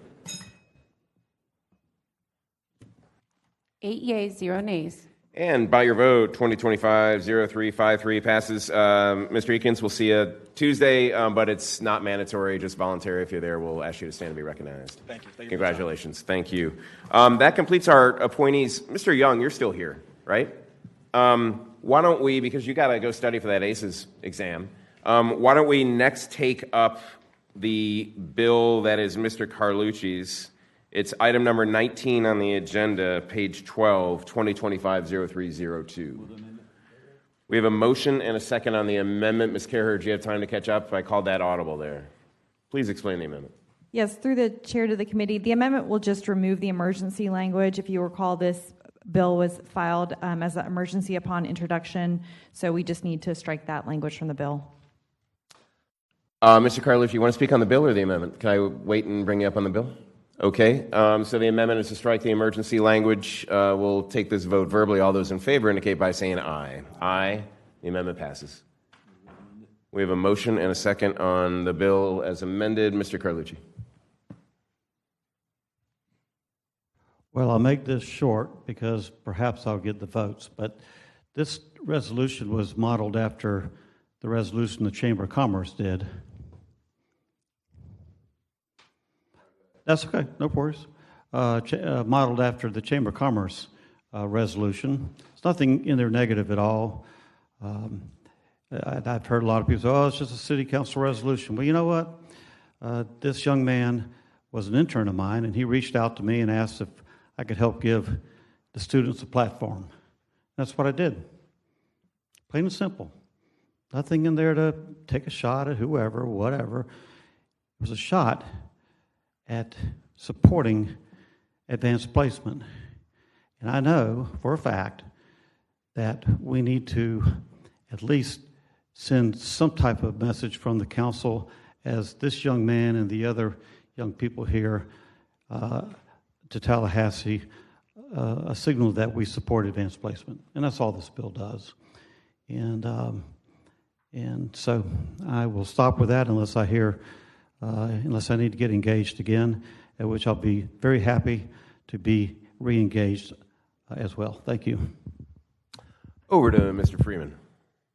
Thank you, Mr. Chair, and to the students that have come out today, thank you all as well for coming. Mr. Chair, I just feel it's important, and I think you followed behind me that night of the council meeting when we talk about these tough issues, and I love when the community comes up and speaks, and they share from their hearts, but I oftentimes reflect on trying not to take things that they say personal, right? We're all a human here, and we have fleshly, we have feelings and emotions. But that said, I want to be clear that this issue last time I was not here for it, but yet took a lot of retribution for a vote that I did not take in the community. And so one of the things that I do when I go out to schools and I speak is I oftentimes try to share and enlighten with students as well the process up here so that you're well informed, so that your passion, when it's directed in the right way, so it's received in the right way.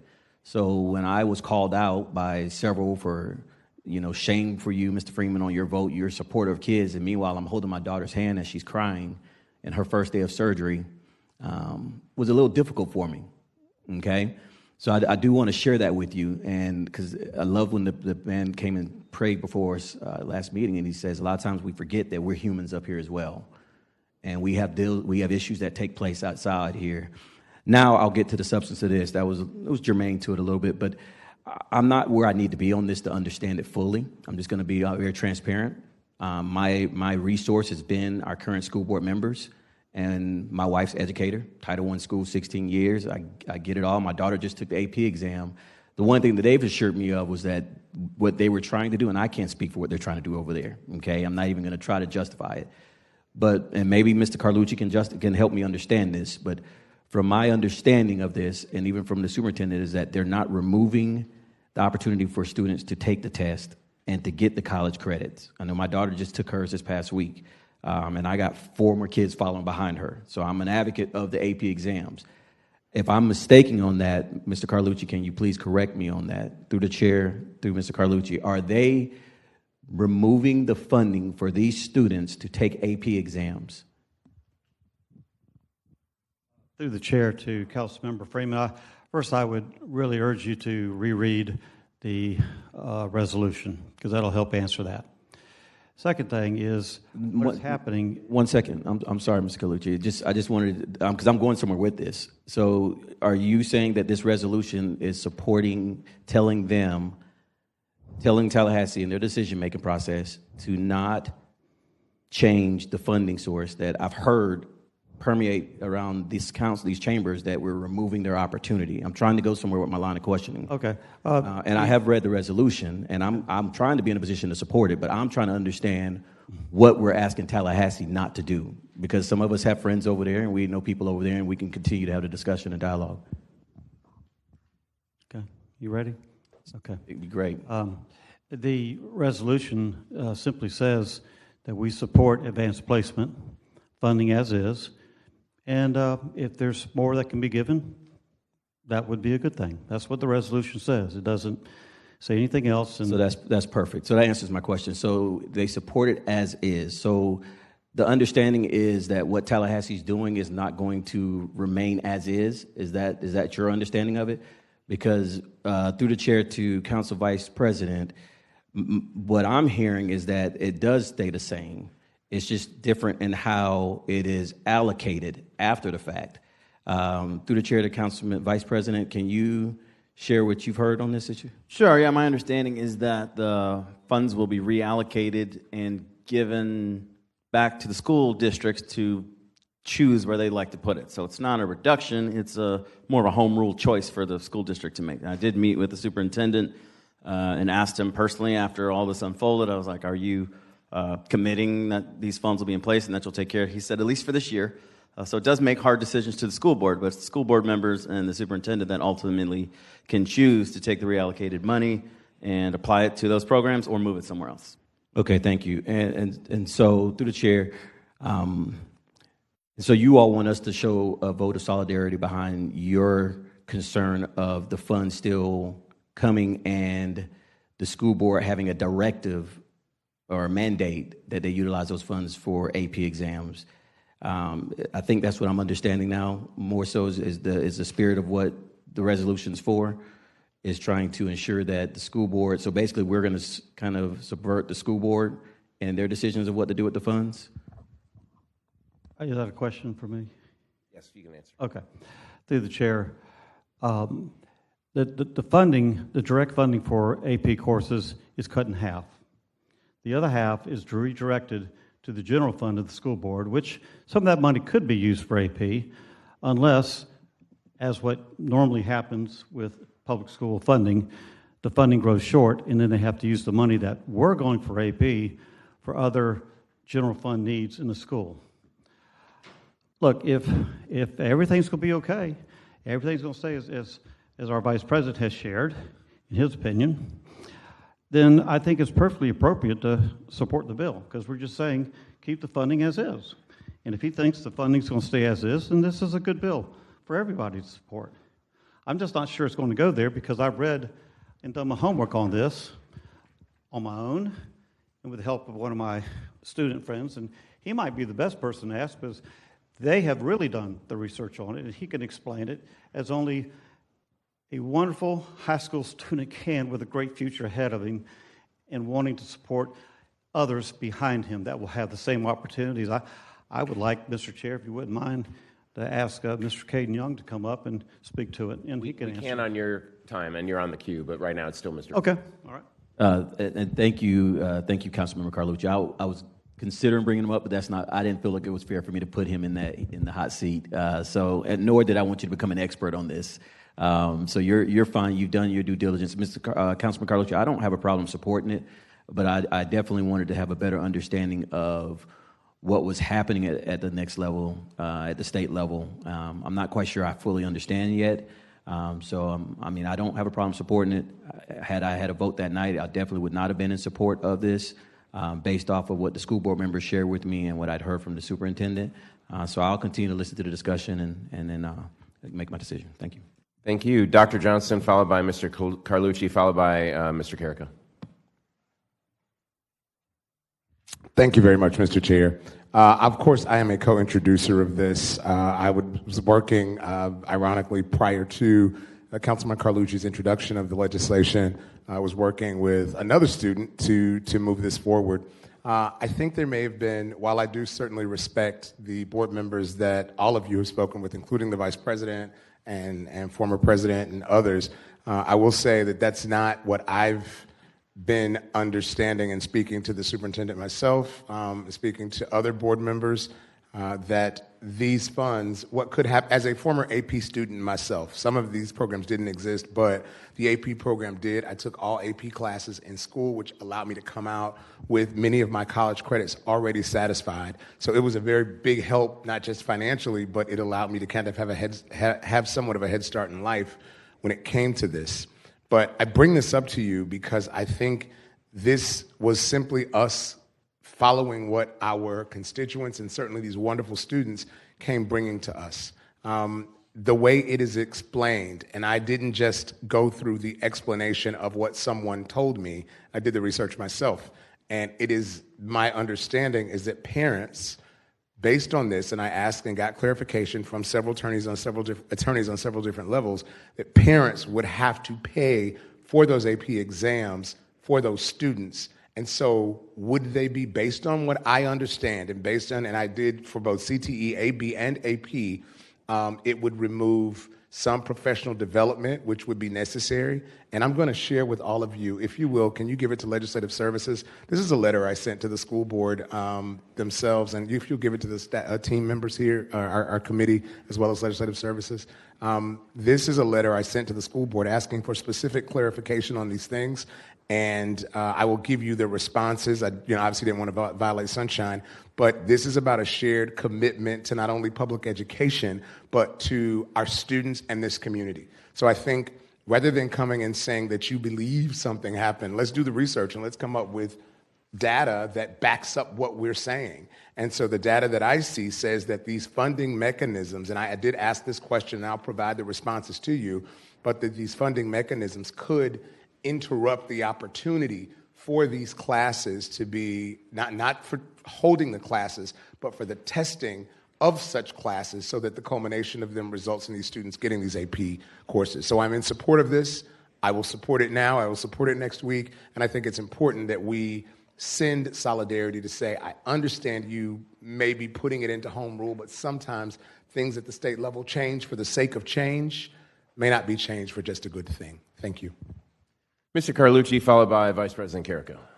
Mr. Chair, I'd like to extend my turn to our Vice President, and then since it's my bill, I'd like to have a chance to finalize it up if I'm the final one, and thank you. Thank you, Mr. Carlucci. Through the chair, didn't intend to speak on this, but I will share a few thoughts, and maybe I can't move an amendment, but I can at least put one in the air and see if the sponsor would be amenable to it. at the end of the day, where we're at is this lies with the school board and the superintendent. So it would be maybe advantageous of us to add that onto the list of people to send this resolution to if it should pass, because they're the ones that are going to ultimately make the decision in their budget process. And I fully stick behind our students in seeing the AP classes. Unlike Dr. Johnson, I did not take any AP courses at Mandarin. My weighted GPA and unweighted is exactly the same. I guess I wasn't that smart, but I got some good test scores and still made it into FSU, so we turned out okay.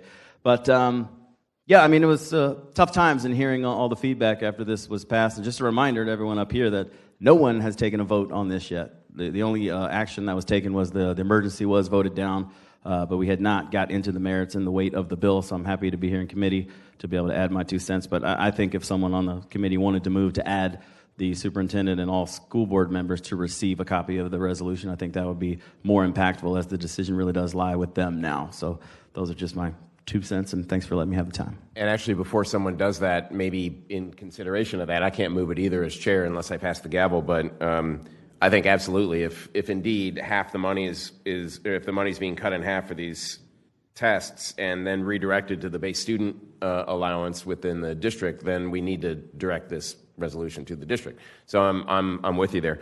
But do we need to also direct it to the Senate President, the Speaker of the House, and Governor of the state? Generally, we would go to our delegation and let them run with it, like we do on every J bill. So that's a thought for us, too, to consider. I have no issues with the merit of the bill. I'm just wondering about where it is best directed. And over to Mr. Carlucci. I don't want this to be my final say, but I will move that amendment. I have no problem with that. I mean, look, this is about kids. This is not about turf. Damn it, it's not. Excuse my French. But I really get burnt when I see politics get in the way of helping young people like this. So I make no apologies for any of my opinions and so forth. But sure, in a spirit of joining hands with our vice president, I think that's fine. So I move the amendment. So to clarify the motion, we had a motion and a second. I think the motion was to add the school board and the superintendent and delete the Senate President, Speaker of the House, and Governor. No, sir. It needs to go to the Senate President, it needs to go to our delegation, it needs to go to the Speaker of the House, it needs to go to our superintendent under the amendment, as I would understand it, and to the school board. We need to cast a big net to everybody that might have a say-so in this. And again, we send resolutions to Tallahassee. I'm not sure just how many they actually take out and read, but again, this is a platform for high school students and those who are following them. That's all it is. And I think we're making way too big a deal out of this. Let's move on it. I go with the amendment. That's fine. And let's tell the world that we support advanced placement courses. Simple. So the motion on the table is to add the Duval County School Board and the superintendent of Duval County Public Schools as a recipient to the resolution. And we had a motion from Mr. Carlucci and a second from Mr. Freeman. Any speakers on that motion? Seeing none, we'll take this vote verbally. All those in favor of the Carlucci amendment indicate by saying aye. Aye. All against say no. Carlucci amendment passes. We'll now have a motion on the bill. Want me to roll them together? Let's roll them together and make it the rules amendment. All right, now we need a motion on the bill as amended. We have a motion on the bill as amended now, and we see no other speakers in the queue. Let's open the ballot and record your vote.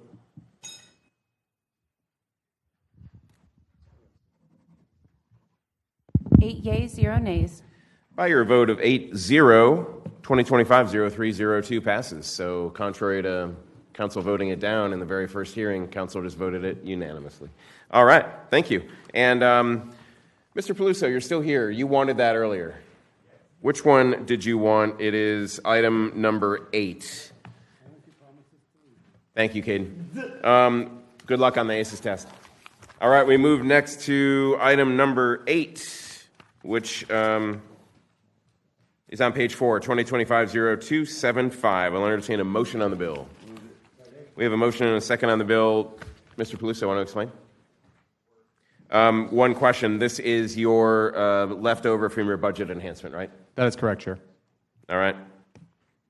Seeing no speakers in the queue, let's open the ballot, record your vote.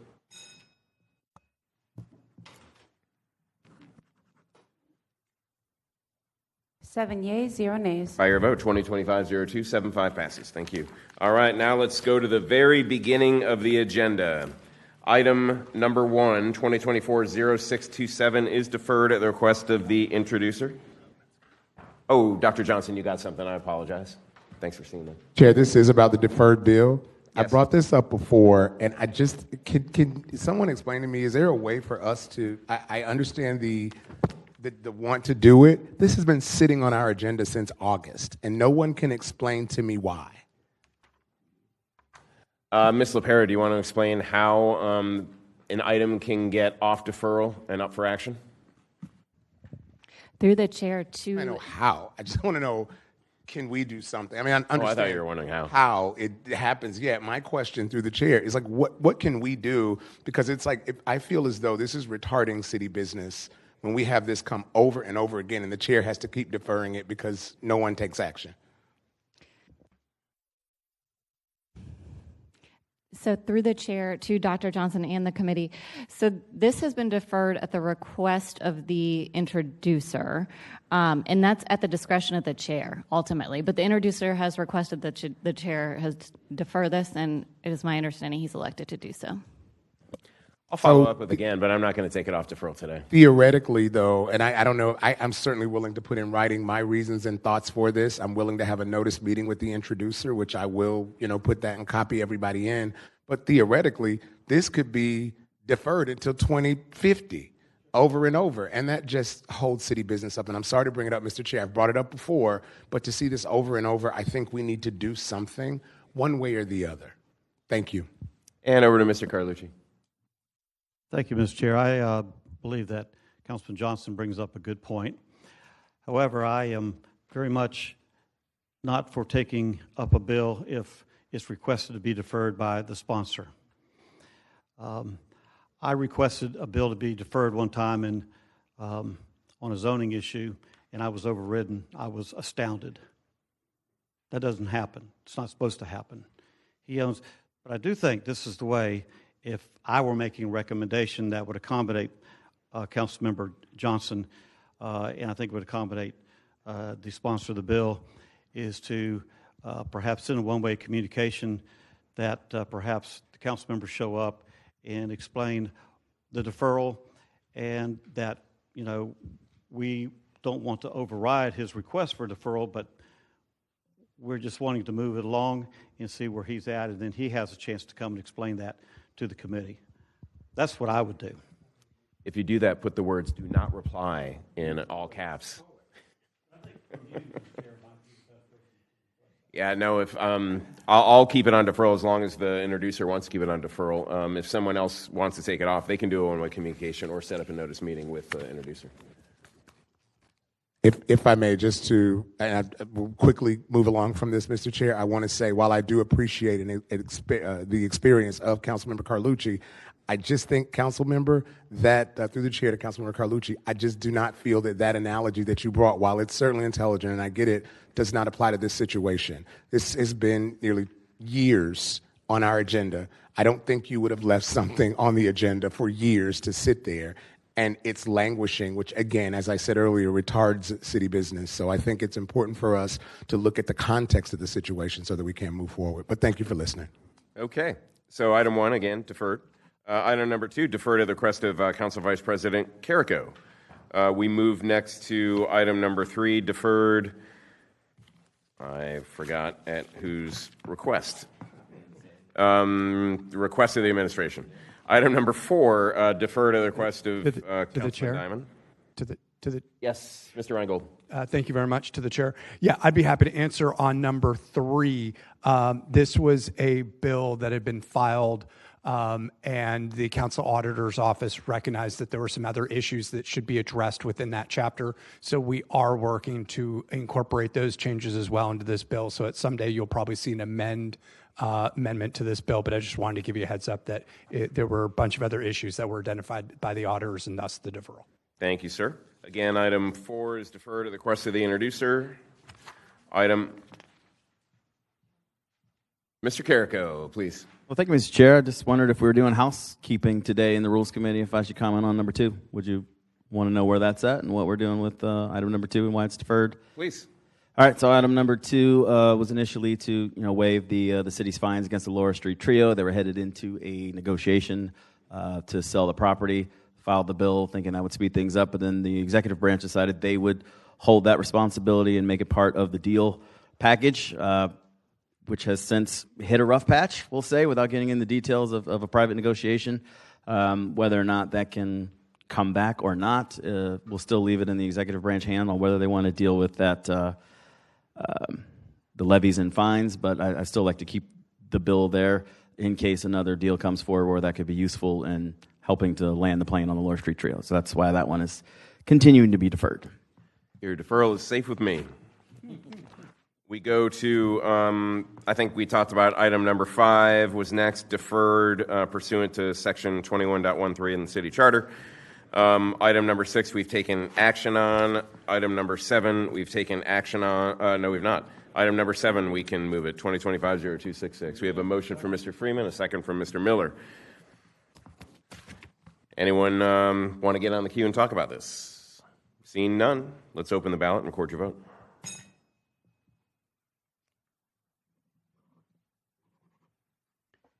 Five yeas, 2 nays. By your vote, 2025-0266 passes. We've taken up item number 8. Item number 9 is deferred at the request of Councilman Boylan. Item number 10, we have a neighborhoods amendment on 10. We have a motion and a second on the neighborhoods amendment. Ms. Carher. Through the chair to the committee, the neighborhoods amendment did 4 things. The first is including a provision that the project cannot proceed until the $130,000 contribution from the Riverside Avondale Preservation is received. This item addresses a concern that you may have seen on the original agendas about appropriating the dollars before we receive them. So this addresses that original concern that we had. The second item will attach a revised Exhibit 2, which is the grant agreement, to include a missing exhibit. The agreement referenced conceptual drawings. Those were not included, so we'll get those attached in the filed version.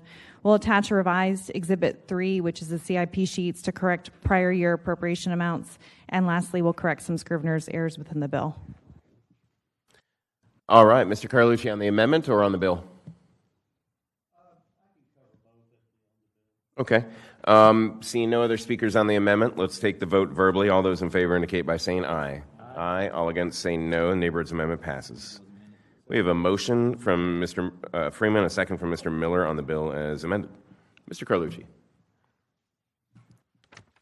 I have a sneaky suspicion this one will pass unanimously. I just wanted to comment.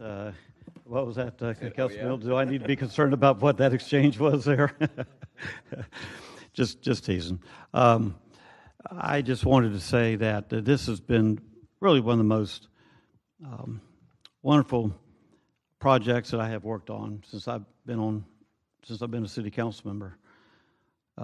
I want to thank Shannon Blankenship, who was here this morning from Riverside Avondale Preservation, who showed the neighborhood support of this bill. And I also want to thank the Weaver family for their contribution to this bill. This park will be an absolute showcase. I cannot tell you how touched I was, and I feel compelled to say this. Mr. Weaver was probably the most influential person in Jacksonville for many, many years. And when he called me and asked about a particular park that he would like to partnership with Riverside Avondale Preservation to honor his mother and his father, I was so touched by it. And in addition, I suppose I was very touched that he had asked me to help with it. And so I have given this everything I can. It's been a wonderful partnership. The Weaver family and Riverside Avenue Preservation, they have just worked so well together. The Weavers don't want to overshadow anything.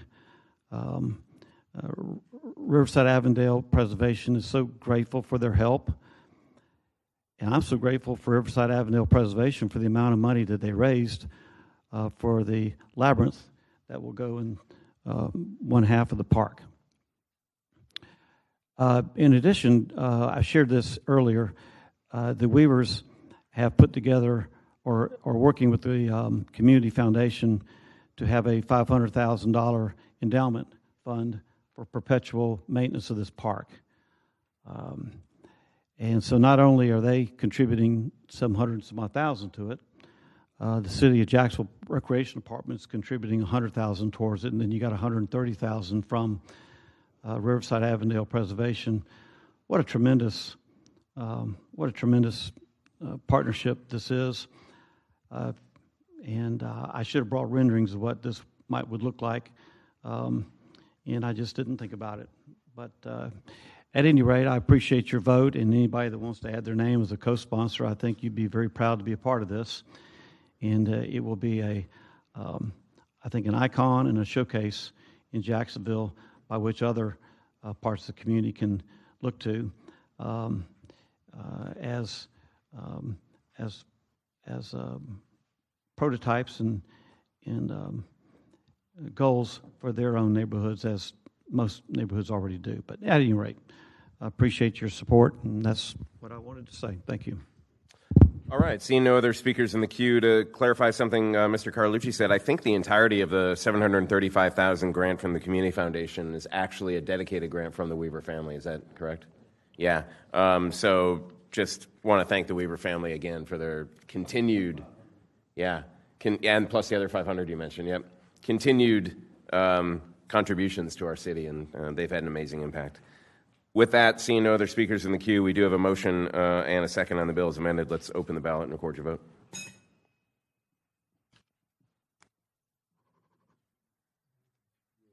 Seven yeas, 0 nays. By your vote, 2025-0277 passes. We move next to item number 11, 2025-0282. We have a motion and a second on the bill.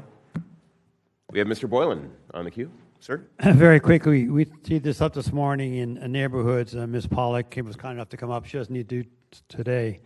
We raised the issue that I, as a councilman in this district, was not aware of the situation of this being done, however significant it was. And they acknowledged that in the future they would make sure district council members are aware of these kind of name changes in their districts. Thank you. All right, seeing no other speakers in the queue, let's open the ballot and record your vote. 7 yeas, 0 nays. By your vote, 2025-0282 passes. We move next to item number 12. And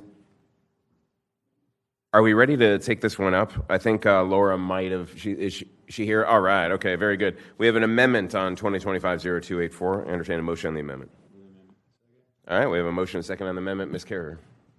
Through the chair to the committee, the amendment will correct some language in the bill just to reflect that the funds from the sale of the surplus property have already been received. We'll correct a serial number for one of the items that's being surplused.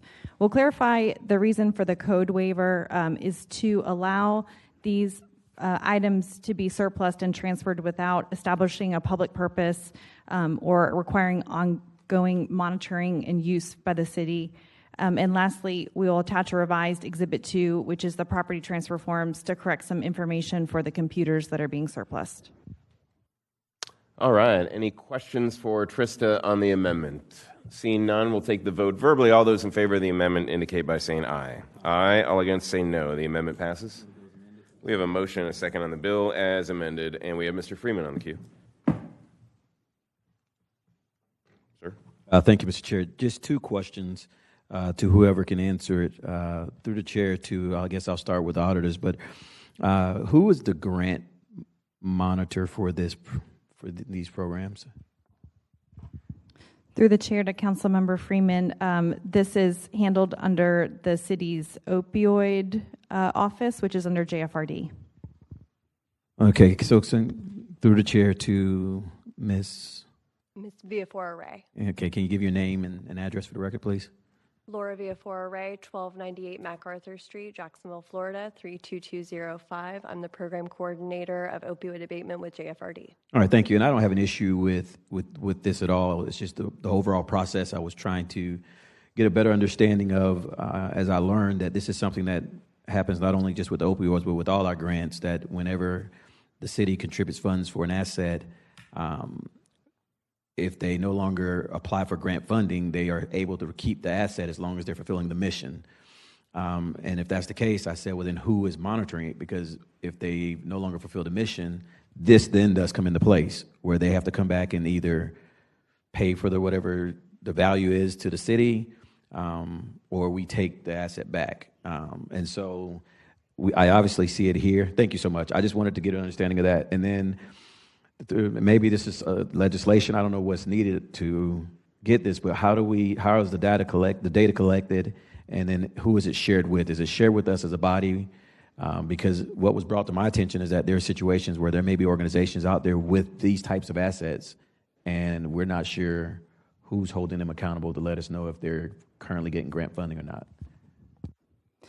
Through the chair to Councilmember Freeman, typically you may have seen in the past legislation where we will surplus, for example, a city vehicle.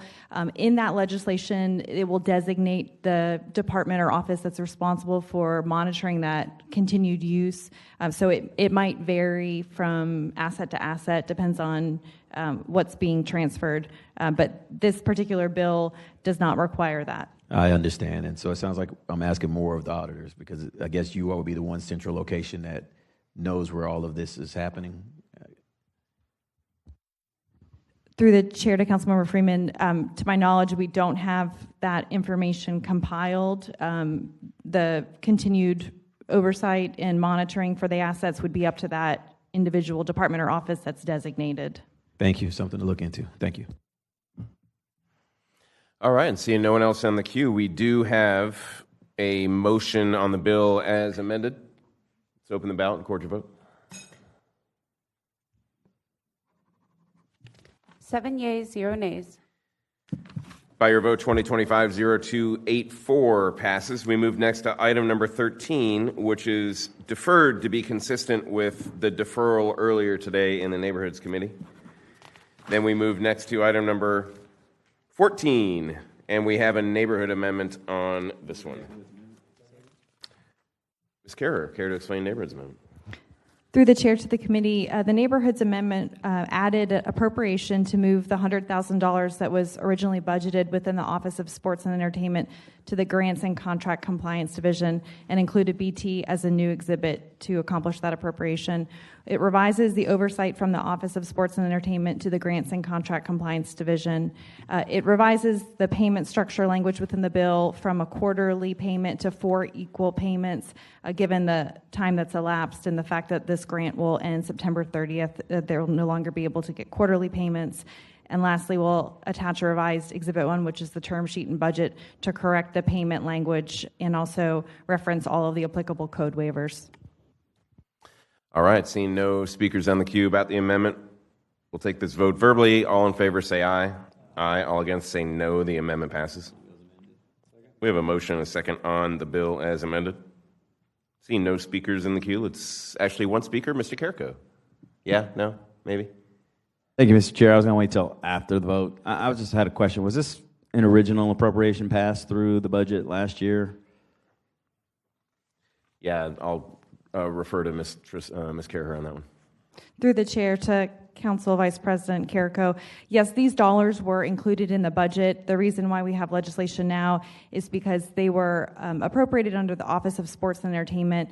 In working with the grantee and realizing what would be accomplished through this program, they felt comfortable, more comfortable if there would be a term sheet and a budget, and this would be handled as a grant. So you see it before you to authorize that contract. All right, thank you. And nothing at this is a great bill. I would support it if I had a vote today, but the point I'm trying to get at is it's almost June and we're still trying to wrestle with contracts that we passed through budget in August and then fiscal started October 1st.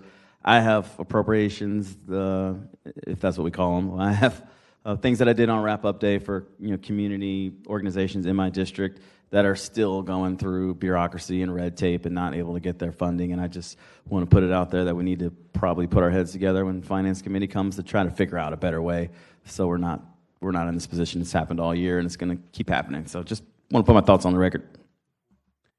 Well noted. All right, we have a motion and a second on the bill as amended. Let's open the ballot and record your vote.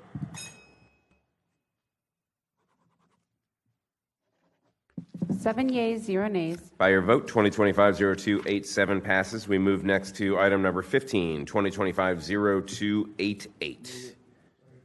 We have a motion and a second on the bill. We have JSO in the audience if anyone has any questions. Seeing none, let's open the ballot and record your vote.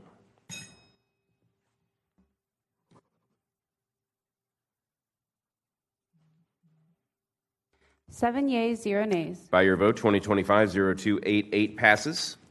Thank you, Tyler. We move next to item number 16, 2025-0293. Who wants to make the motion to withdraw? All right, who did make the motion? Mr. Boylan, okay, and then Dr. Johnson withdrew. You want to speak on it? All right, Dr. Johnson, go ahead. I wasn't going to say anything initially. I guess Mr. Peluso is not here, but we did get it on the record last week at a meeting just because I am very sensitive to what Councilman Carlucci said about the sponsor not being here. I called a notice meeting and we discussed it, and it just wasn't ready for what it was supposed to be, so it may return in another form. But I'm thankful, I just wanted to say on the record as well, I'm thankful for Councilman Peluso and the other affinity organizations that came to that notice meeting last week so we could do the work to ensure that our community is taken care of fully. Thank you, Mr. Chair. All right, thank you. There is a motion and a second to withdraw. Reminder, a yes means you're withdrawing. Mr. Miller, sorry. Thank you.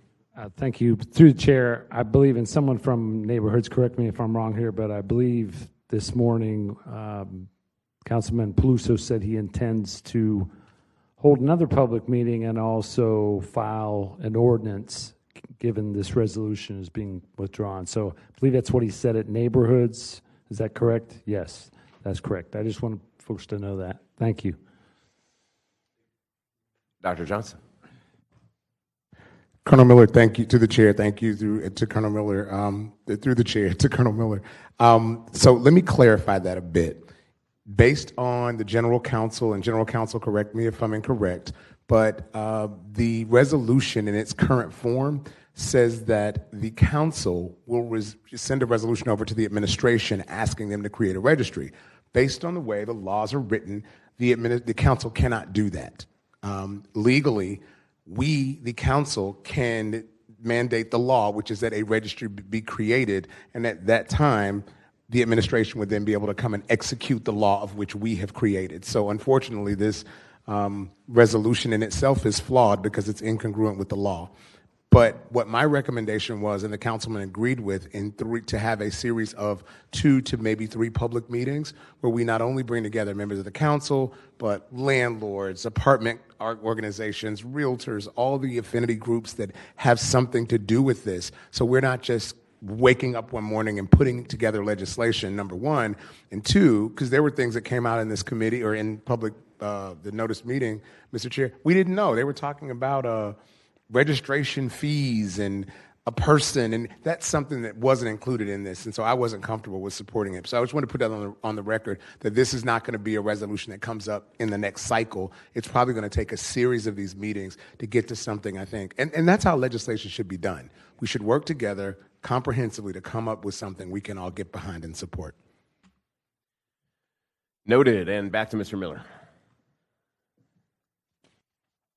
Thank you, Mr. Chair. Through the chair. Given the introducer isn't here, I was just wanting to let everyone know what he said in the neighborhoods meeting, that's all. But I will say the leaders of most of those organizations you referred to, they've already come and put their comments on the record, the presidents of those respective organizations. So they've said very clearly where they stand on this. So, but I do agree with that's the way we probably should have started the process, is by having those meetings. But I'm very sure we know where they stand unless there are adjustments made on this approach about the registry. But we'll see that as it unfolds in those meetings that you referred to. So thank you. All right, we have a motion and a second to withdraw. Again, voting yes means you support withdrawal. Let's open the ballot and record your vote.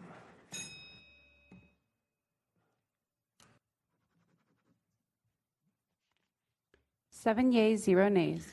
By your vote, 2025-0293 is withdrawn. We've already taken action on 17, 18, 19, which moves us to item number 20, 2025-0303.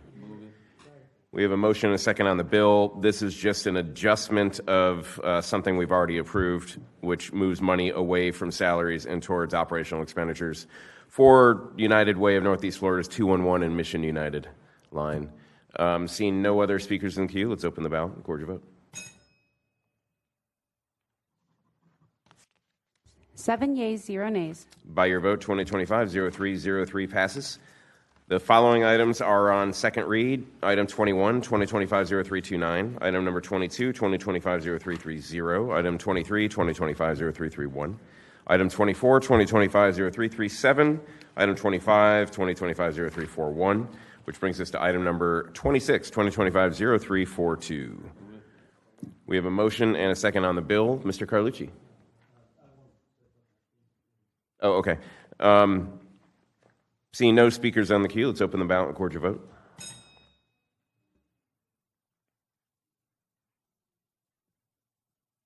Seven yeas, 0 nays. By your vote, 2025-032 passes. We move next to item number 27, 2025-0343. We have a motion and a second on the bill. Seeing no speakers in the queue, let's open the ballot and record your vote. 7 yeas, 0 nays. By your vote, 2025-0343 passes. Next up, item number 28, 2025-0344. We have a motion and a second on the bill. Seeing no speakers, let's open the ballot and record your vote. 7 yeas, 0 nays. By your vote, 2025-0344 passes. Next up, item number 29, 2025-0345. We'll entertain a motion and we have a motion from Mr. Miller, second from Mr. Freeman on the bill. Mr. Carrico. Thank you, Mr. Chair. I just want to be added as a co-sponsor.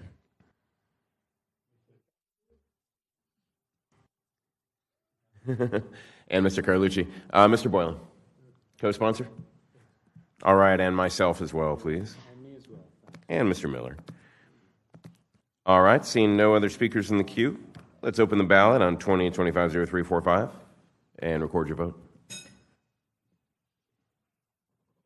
7 yeas, 0 nays. By your vote, 2025-0345 passes. We move next to item 30, 2025-0346. We have a motion and a second on the bill. Seeing no speakers in the queue, let's open the ballot and record your vote. 7 yeas, 0 nays. By your vote, 2025-0346 passes. Next up, item 31, 2025-0347. We have a motion and a second on the bill. Seeing no speakers in the queue, let's open the ballot and record your vote. 7 yeas, 0 nays.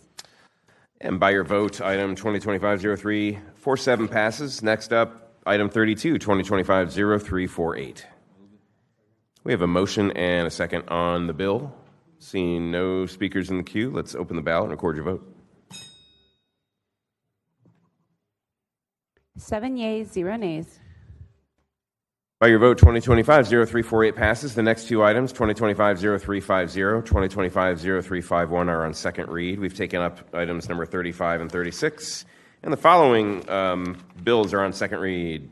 2025-0354, 2025-0355, 0356, 0357, 0358. Now we move to boards and commissions discussion. Before we do that, Mr. Carlucci, did you want to have a comment? While I'm thinking about it, I just wanted to commend you on the way that you handled the disruption we had earlier with the appointment of the library board applicant. You handled that, I think, with good grace. I think you handled it appropriately. The Rules should be enforced, but they should not be hammered. Yep. You handle that perfectly. And I think this whole council can take an example from you on how that was handled. People in the audiences have emotions. They're tied to so much of what we might take for granted sometimes. It's very important to them. I've been out there in the audience before the council on things that were important to me. And I just thought you handled it right, and I felt it needed to be pointed out too. You and I don't always agree, but that's America. That's democracy. But I like the way, I like people being handled like that from this podium. That right there, where the people speak, is really the most important space in the chambers of the City Council. And these people are emotionally involved. You did a great job, and I thank you for that, and I hope it's an example that we can see followed in our next couple of years, at least while I'm here. Thank you. All right, thank you, sir. I appreciate that. Next up, we're talking about boards and commissions, and it's related to preparing the legislation. Everybody should have a copy in front of them, and I think everybody has a copy of the LaPera. Before we get into that, Mr. Dennis, did you want to say something before we get into boards and commissions? Through the chair, yes. Yeah. I would like to address a comment that was made during the appointment process. I didn't think it was appropriate to talk about it during that time because of everything that's going on. But I do want to share with the committee that to insinuate that the mayor or the administration is putting up controversial appointees is just not true. We get recommendations from the community, from business leaders, from people like yourself. Quite a few of the appointments that have come up, they came from council members' recommendation. And so the process, once we file the nominees, those nominees reach out to the 7 of you all, set up appointments. A lot of you all meet with them, talk with them, interview them prior to coming here. So again, I just want you all to know that Mayor Deegan or the administration isn't intentionally putting out or nominating people that's going to be controversial just to put you all on the record. And so, we look forward to continuing to find the very best, brightest, smartest people to serve on all the boards and commissions. So I just wanted to put that out there because, again, in no way that the administration is doing such a thing. Thank you. Mr. Freeman. Thank you. And just to put a comma there and add the rest of the clause to what I stated was, and I'll ask this through the chair to Mr. Dennis, in the most recent appointment, that you or anyone from your office reach out to any council members for a meeting to see where we stood on that issue, on that nominee? Let me just say to my office. Through the chair. So we've met with... 1 second. Through the chair to Mr. Dennis, I want to just keep this to me because I made the comment. Did you or anyone from your office reach out to my office to meet with me on any appointments recently? Through the chair, it is the administrator's prerogative to nominate or to advance any citizen okay. to a board. This is not a questioning of, I think you have put forth some qualified nominees. This was never an indictment on their qualifications. My comment was basically the lack of communication between you or whoever's in charge of this process and avoiding these opportunities where good citizens are coming before us and having to go through a public display, public discourse of reasonings of why we are going to support them just for this appointment or not speaking to them as a person. Most recently was the Rimrock, and I had an amazing conversation with her, and we ended up filing legislation later that now will prevent it. But my concern, and I'm grateful that you brought that back up again because now it opens up dialogue. Moving forward, through the chair to Mr. Dennis, can we get a commitment from you that when you sense, because you all work the fourth floor, that we're getting tons of emails for or against, that we can sit down and have a one-on-one behind closed doors and you can hear our hearts, hear our concerns, and then you all can decide if you want to continue forward with it or not? That's all I'm asking for. Through the chair, we can commit if there's a controversy that comes up, let us know, because we don't read your emails. So if you're getting a lot of phone calls, a lot of emails, definitely reach out to us, and myself or someone from the administration will sit down with you with that nominee to see what are the issues. So absolutely. Okay, and thank you. And I know that the news and that type of mainstream media you all probably don't follow, but it was all in the paper. There were numerous op-eds written. This was not a surprise to any of us, but I do understand your point. Yes, we will reach out, because I'll have my office reach out on any situation moving forward. But that one was low-hanging fruit. So I get where you're going with it. I understand that part. But on issues like that, I mean, I think Ms. Anderson probably deserved a little better than she got. So thank you. All right. Well, that brings us to further discussion on boards and commissions and whether they should even exist or not. We've been talking about this since February of 2025, and I think we've had 3 meetings on boards and commissions, reviewing them, deep diving on some, and then kind of making a consensus of what we wanted to do. In our last meeting, we decided on 5 things. 1 was, let's get rid of Tower Review Committee. 2, let's combine the Context-Sensitive Street Standards Committee with the Subdivision Standards and Policy Advisory Committee, because they seemed redundant. Those are the 2 big actions. And then we had 3 follow-ups. 1, we wanted to hear about the Industrial Review Bond Board. 2, we wanted to hear if we from BJP, if we need both of the BJP boards. And then 3, Mr. Boylan has a couple comments on the Emergency Preparedness Board that he wanted to make. So why don't we hear from the 3 advisory things: Industrial Revenue Bond Review Board, BJP, and then Mr. Boylan on emergency preparedness. And then we'll get into what Ms. LaPera has done, which is create legislation for us as a Rules Committee. We can put forth that eliminates Tower Review and combines the 2 that I mentioned. I think there should be a little bit of discussion here about how we combine the 2, and we're lucky to have Ms. Santana here to go through it. So how about first up we have Mr. Randolph, the Industrial Review Bond Board. Thank you, sir, for your patience. You've been here for 2 hours and 16 minutes. So I guess the big question is this board still necessary? And could we eliminate it or change it or make it more efficient somehow? Through the chair, Ed Randolph, Office of Economic Development. So I will say that basically this board is in place to adhere to primarily federal guidelines for the and essentially we're just holding a TEFRA hearing each time this group meets, and it's a staff group. It includes myself, the Chief Administrative Officer, and the Chief Financial Officer of the city. We've last met to review a bond issuance request 3 years ago approximately. And for the most part, we hold what's called a TEFRA hearing.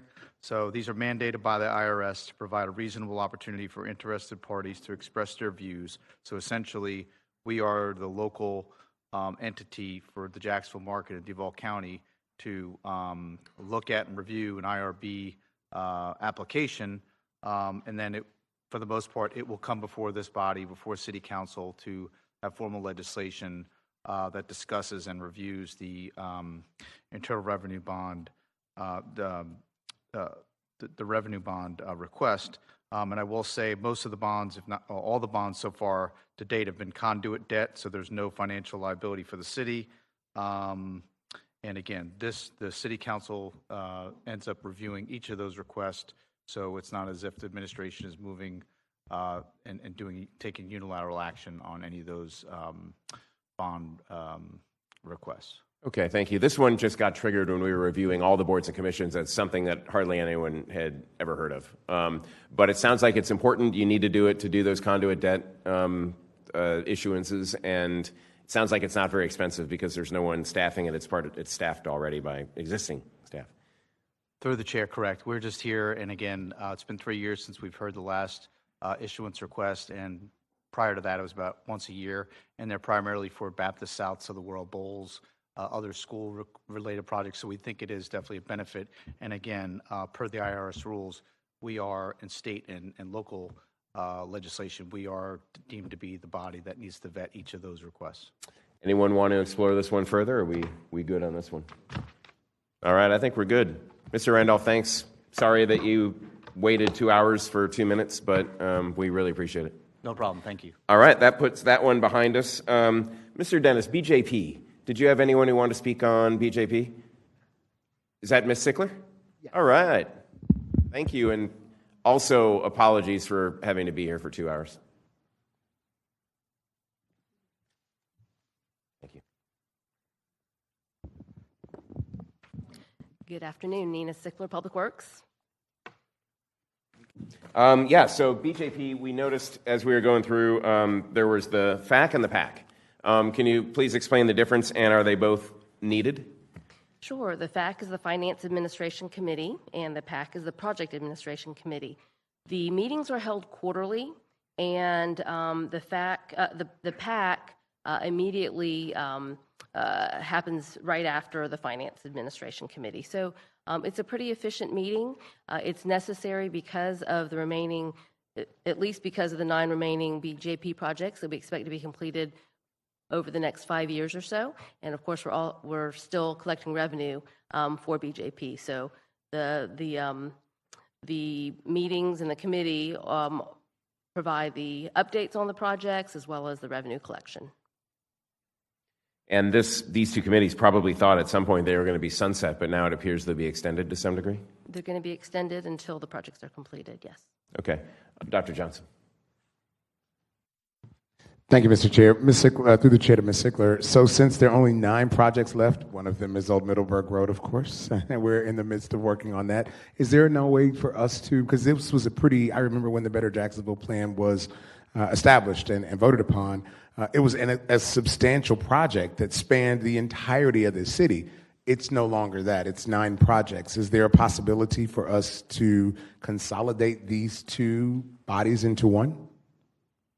Through the chair to Councilmember Johnson, I should clarify, I said the 9 original projects are still ongoing, but in the last budget cycle, additional projects were put into the funding by BJP, so those projects will continue as well. As far as combining the committees, that I think it could be done, but they occur right after each other. I would say the meetings last somewhere between around 45 minutes. So it's not a huge commitment time-wise. It's just an opportunity for folks to have an update on the financing and the projects.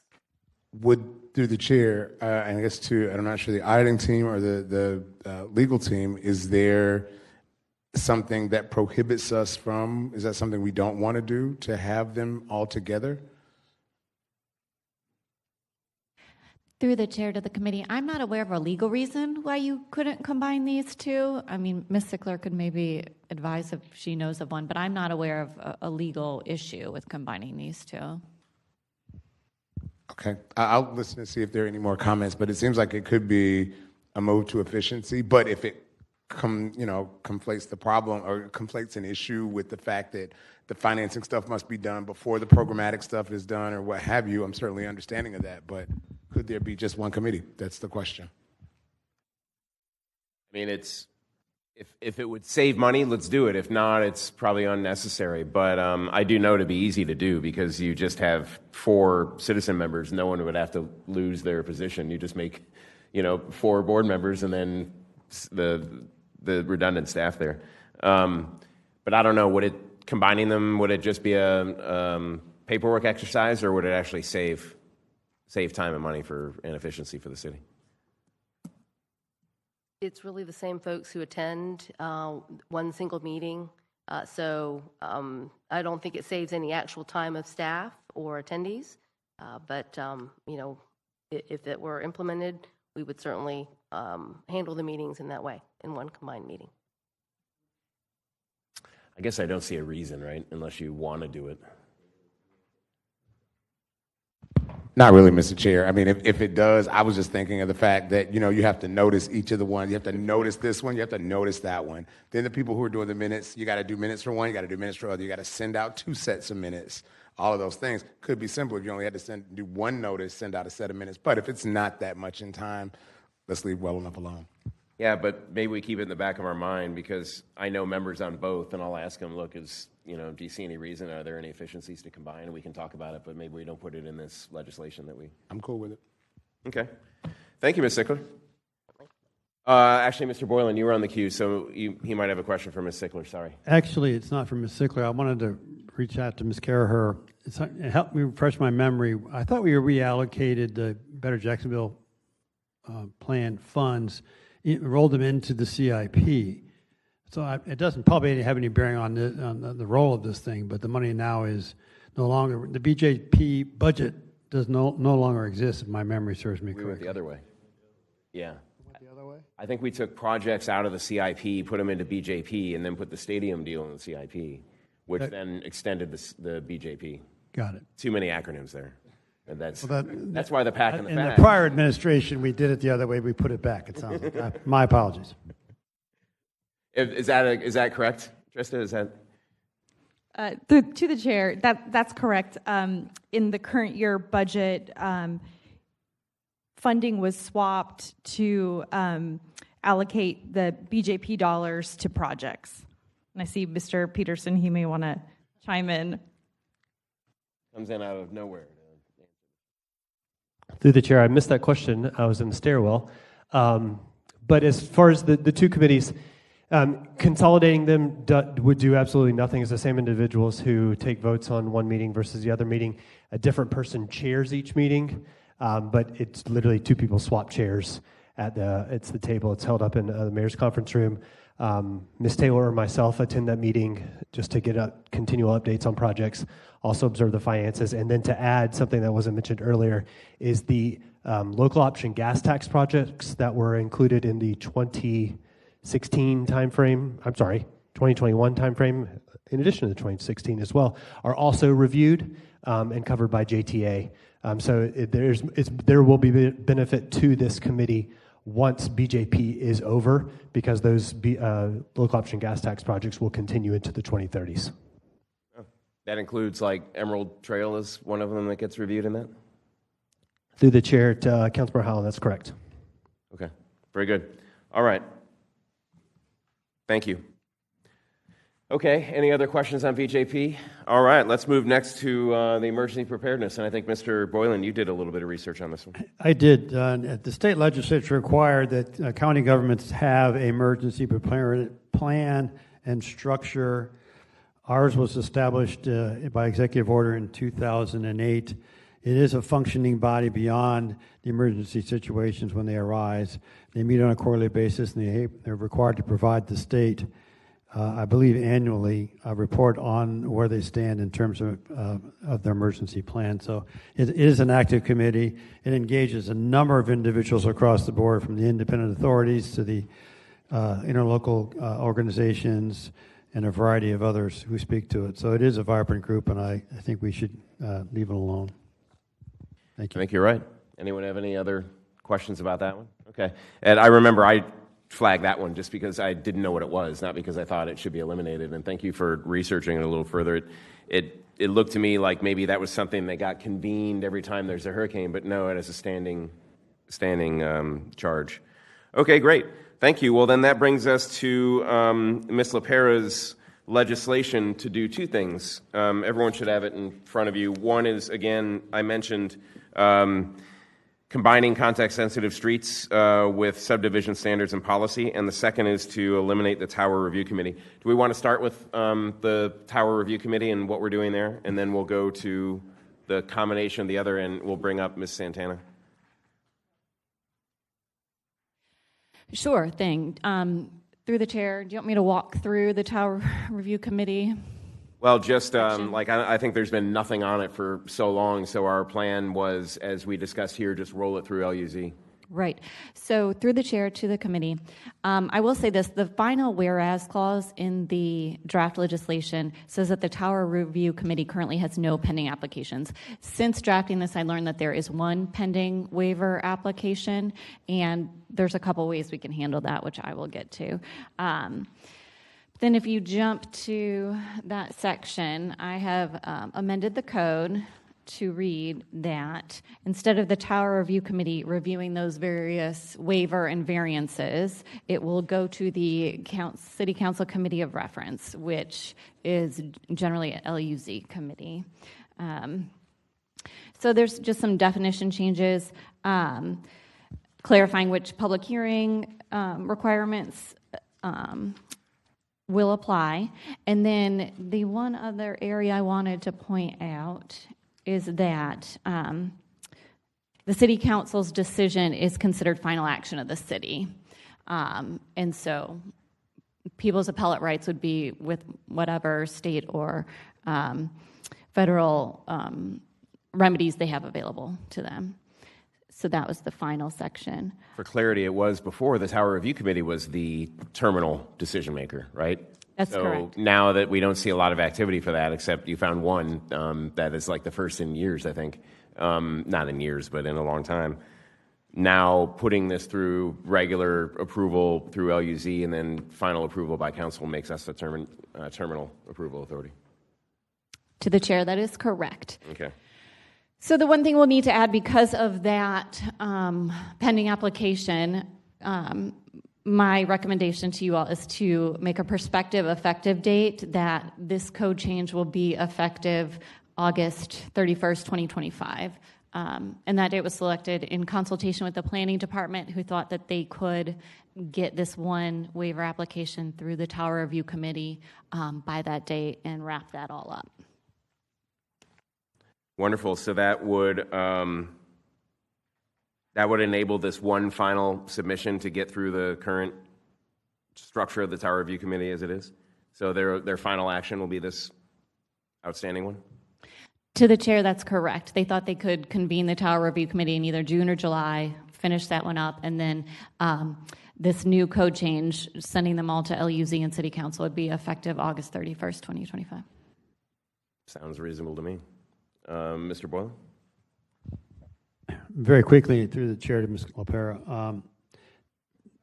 I served as chair of the Tower Committee 1 year. I do recall, actually, when it goes through the Tower Committee, it still goes to LUZ. It still went to LUZ thereafter, correct?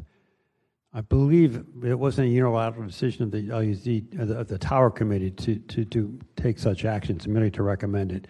Akin to what the Planning Commission does, if my memory serves me correctly. I could be wrong, but I think that's the way it is. So this is not a big leap, just to push it to LUZ is my point. Yeah. Through the chair to Councilmember Boylan, my understanding was that these waivers and variances only went to Tower Review Committee, but I could be mistaken. All right, well, either way, and I don't think it's a big leap. Just one item on a 5-hour LUZ agenda. Okay, anyone have any other questions on Tower Review? Mr. Chair, if I might add one thing. This does involve a code amendment to Chapter 656, and so if you want me to discuss how that changes things. Please. So when you're amending Chapter 656, the ordinance code requires, it triggers a couple additional things. Planning Department needs to issue an advisory recommendation. Also, Planning Commission needs to review it and make a recommendation. So because of that, it will push the timeline out a little bit. So we're looking at possible, if all things go according to plan, possible final action in late July on this legislation. So that August 30th, 2025 date for when this goes live would be amenable for that. It would allow that. Okay, so we can still submit this legislation by this Wednesday's deadline from the Rules Committee, and then it just goes to PC, Planning Department for approval, and then Planning Commission for vote, and then comes back into committee. Correct. Then it would go to LUZ, and then it would be a public hearing at council, and then final action. That's correct. And I would amend the legislation to put that prospective date into the draft, okay, to make it clear that August 31st is when that change will go into effect. Okay.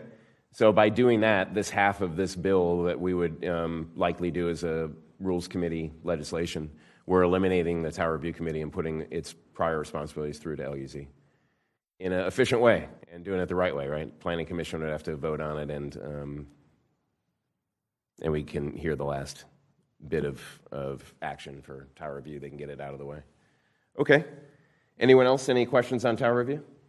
Great. Then we go to merging context-sensitive streets with subdivision standards and policy. And believe me, this one was a tough one. We were working over the weekend. How do we do this? And Carla took a great approach to it. Everyone should have a piece of paper here, and there's a column for context-sensitive and about 24 rows, one for subdivision standards, and then what she thought was create a new committee with about 18 members. And that's how she drew up the legislation. But then she brought it to Ms. Santana for feedback, and Ms. Santana, apparently you've been way ahead of us. You've wanted to merge these two committees for a long time, and now we have the opportunity to do it. And you actually had a structure in mind. Yes, sir. Can you talk about that, please? Lori Santana, I'm Chief of Transportation Planning. I have with me Larice Bannister. She's our Planning Services Manager for the Transportation Planning Division. She's worked for years on the Context-Sensitive Streets Committee, and she made recommendations to me, and I have her here to answer your questions. Okay. One question I have is Public Works, are Public Works and Planning both happy with merging these two committees? Yes, sir. They are. Okay, that's great for us. Second is there a way to do it without eliminating folks that we've already appointed to boards?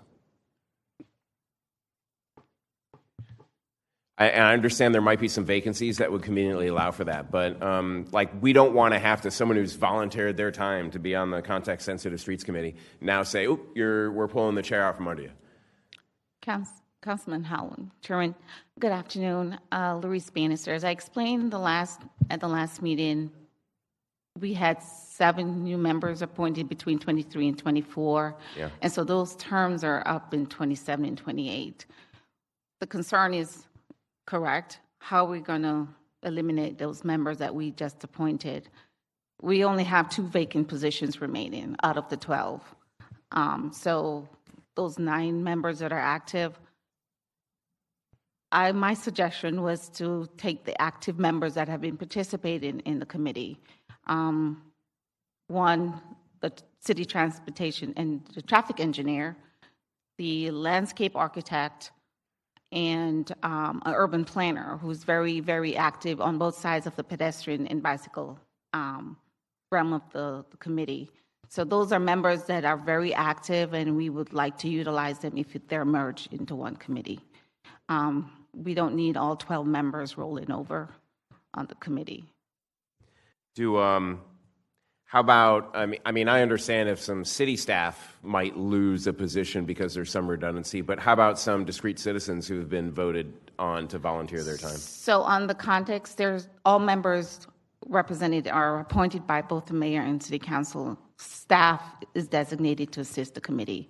So there's no staff voting member on that committee. However, on SSPAC, I'm a staff voting member on that committee. Okay. So I represent both sides of the world. Okay. So what you're saying is there are 12 on context-sensitive streets.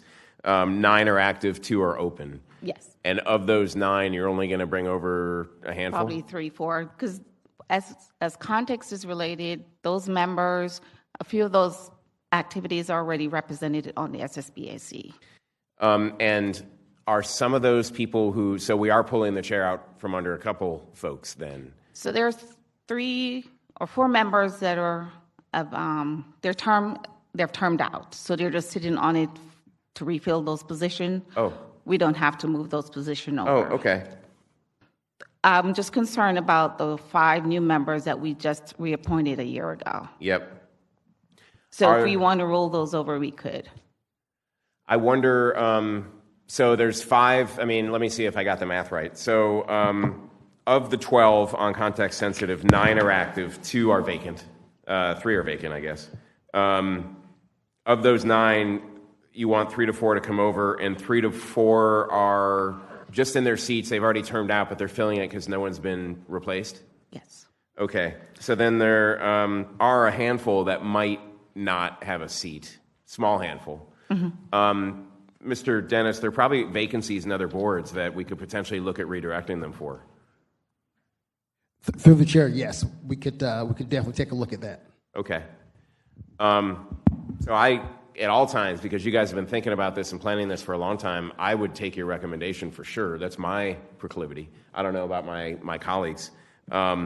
And then I would ask that recommendation be drawn up for Ms. LaPera so she could get the resolution or get the legislation done for submission by Wednesday. And then we'll get an idea who wouldn't be coming over, and we'll get that list to Mr. Dennis. And then maybe you could call them and say, look, this is what we're doing. We're glad to hear some open vacancies. We'd love to put you in another position. Thanks for volunteering.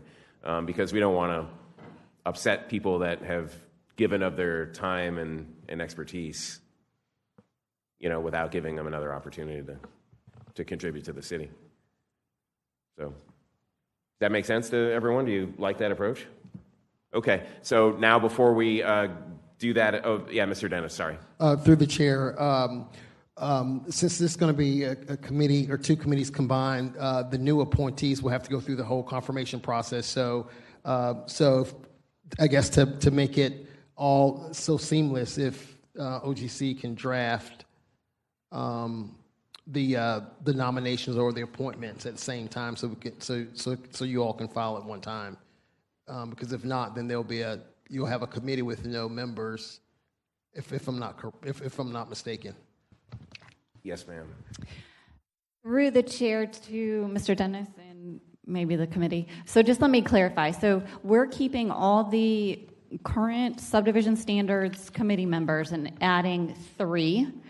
The traffic engineer, somebody from traffic engineering division, an urban planner, and a landscape architect. Is that correct? There's an appointed position for a civil engineer who's also a traffic engineer on our committee. To take the load off our own city engineer, I would prefer that member get rolled over onto that committee and let our staff be designated staff only. But utilize the active member on the committee. Okay, so through the chair, it'll read a representative of the engineering profession who has a specialty in transportation or a transportation planner. So it'll just be the addition of that language to the engineering representative. Okay, I think I understand that. As far as appointment legislation, that can go through the normal process. I don't know that I can get that done for filing on Wednesday. I can say pretty confidently that can't happen. But if we had anyways. Oh, go ahead. This has to go through planning anyways, right? So it'll take some time. Correct. And that appointment legislation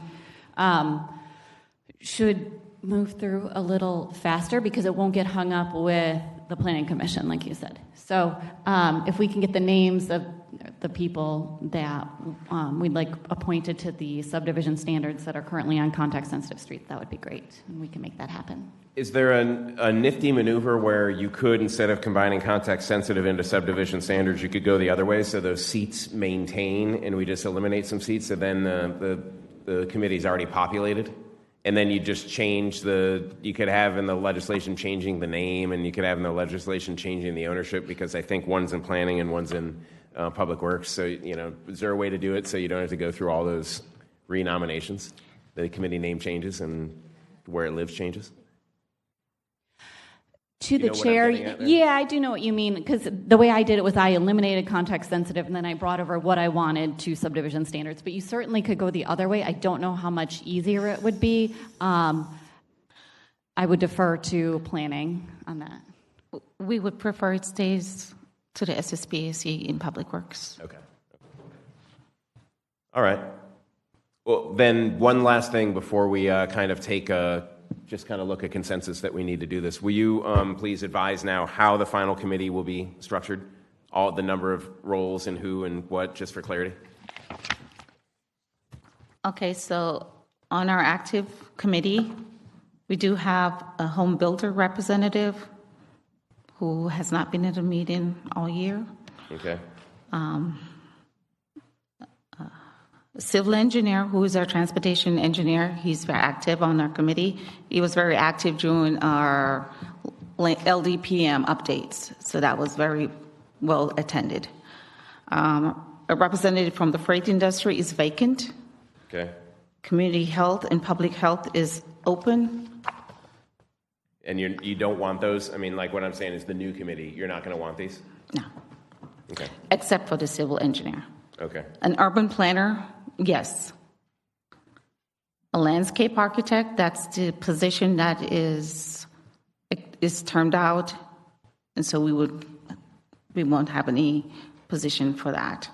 The other members, retail businesses, bicycle community, urban priority area, and a rural representative, and a running advocate.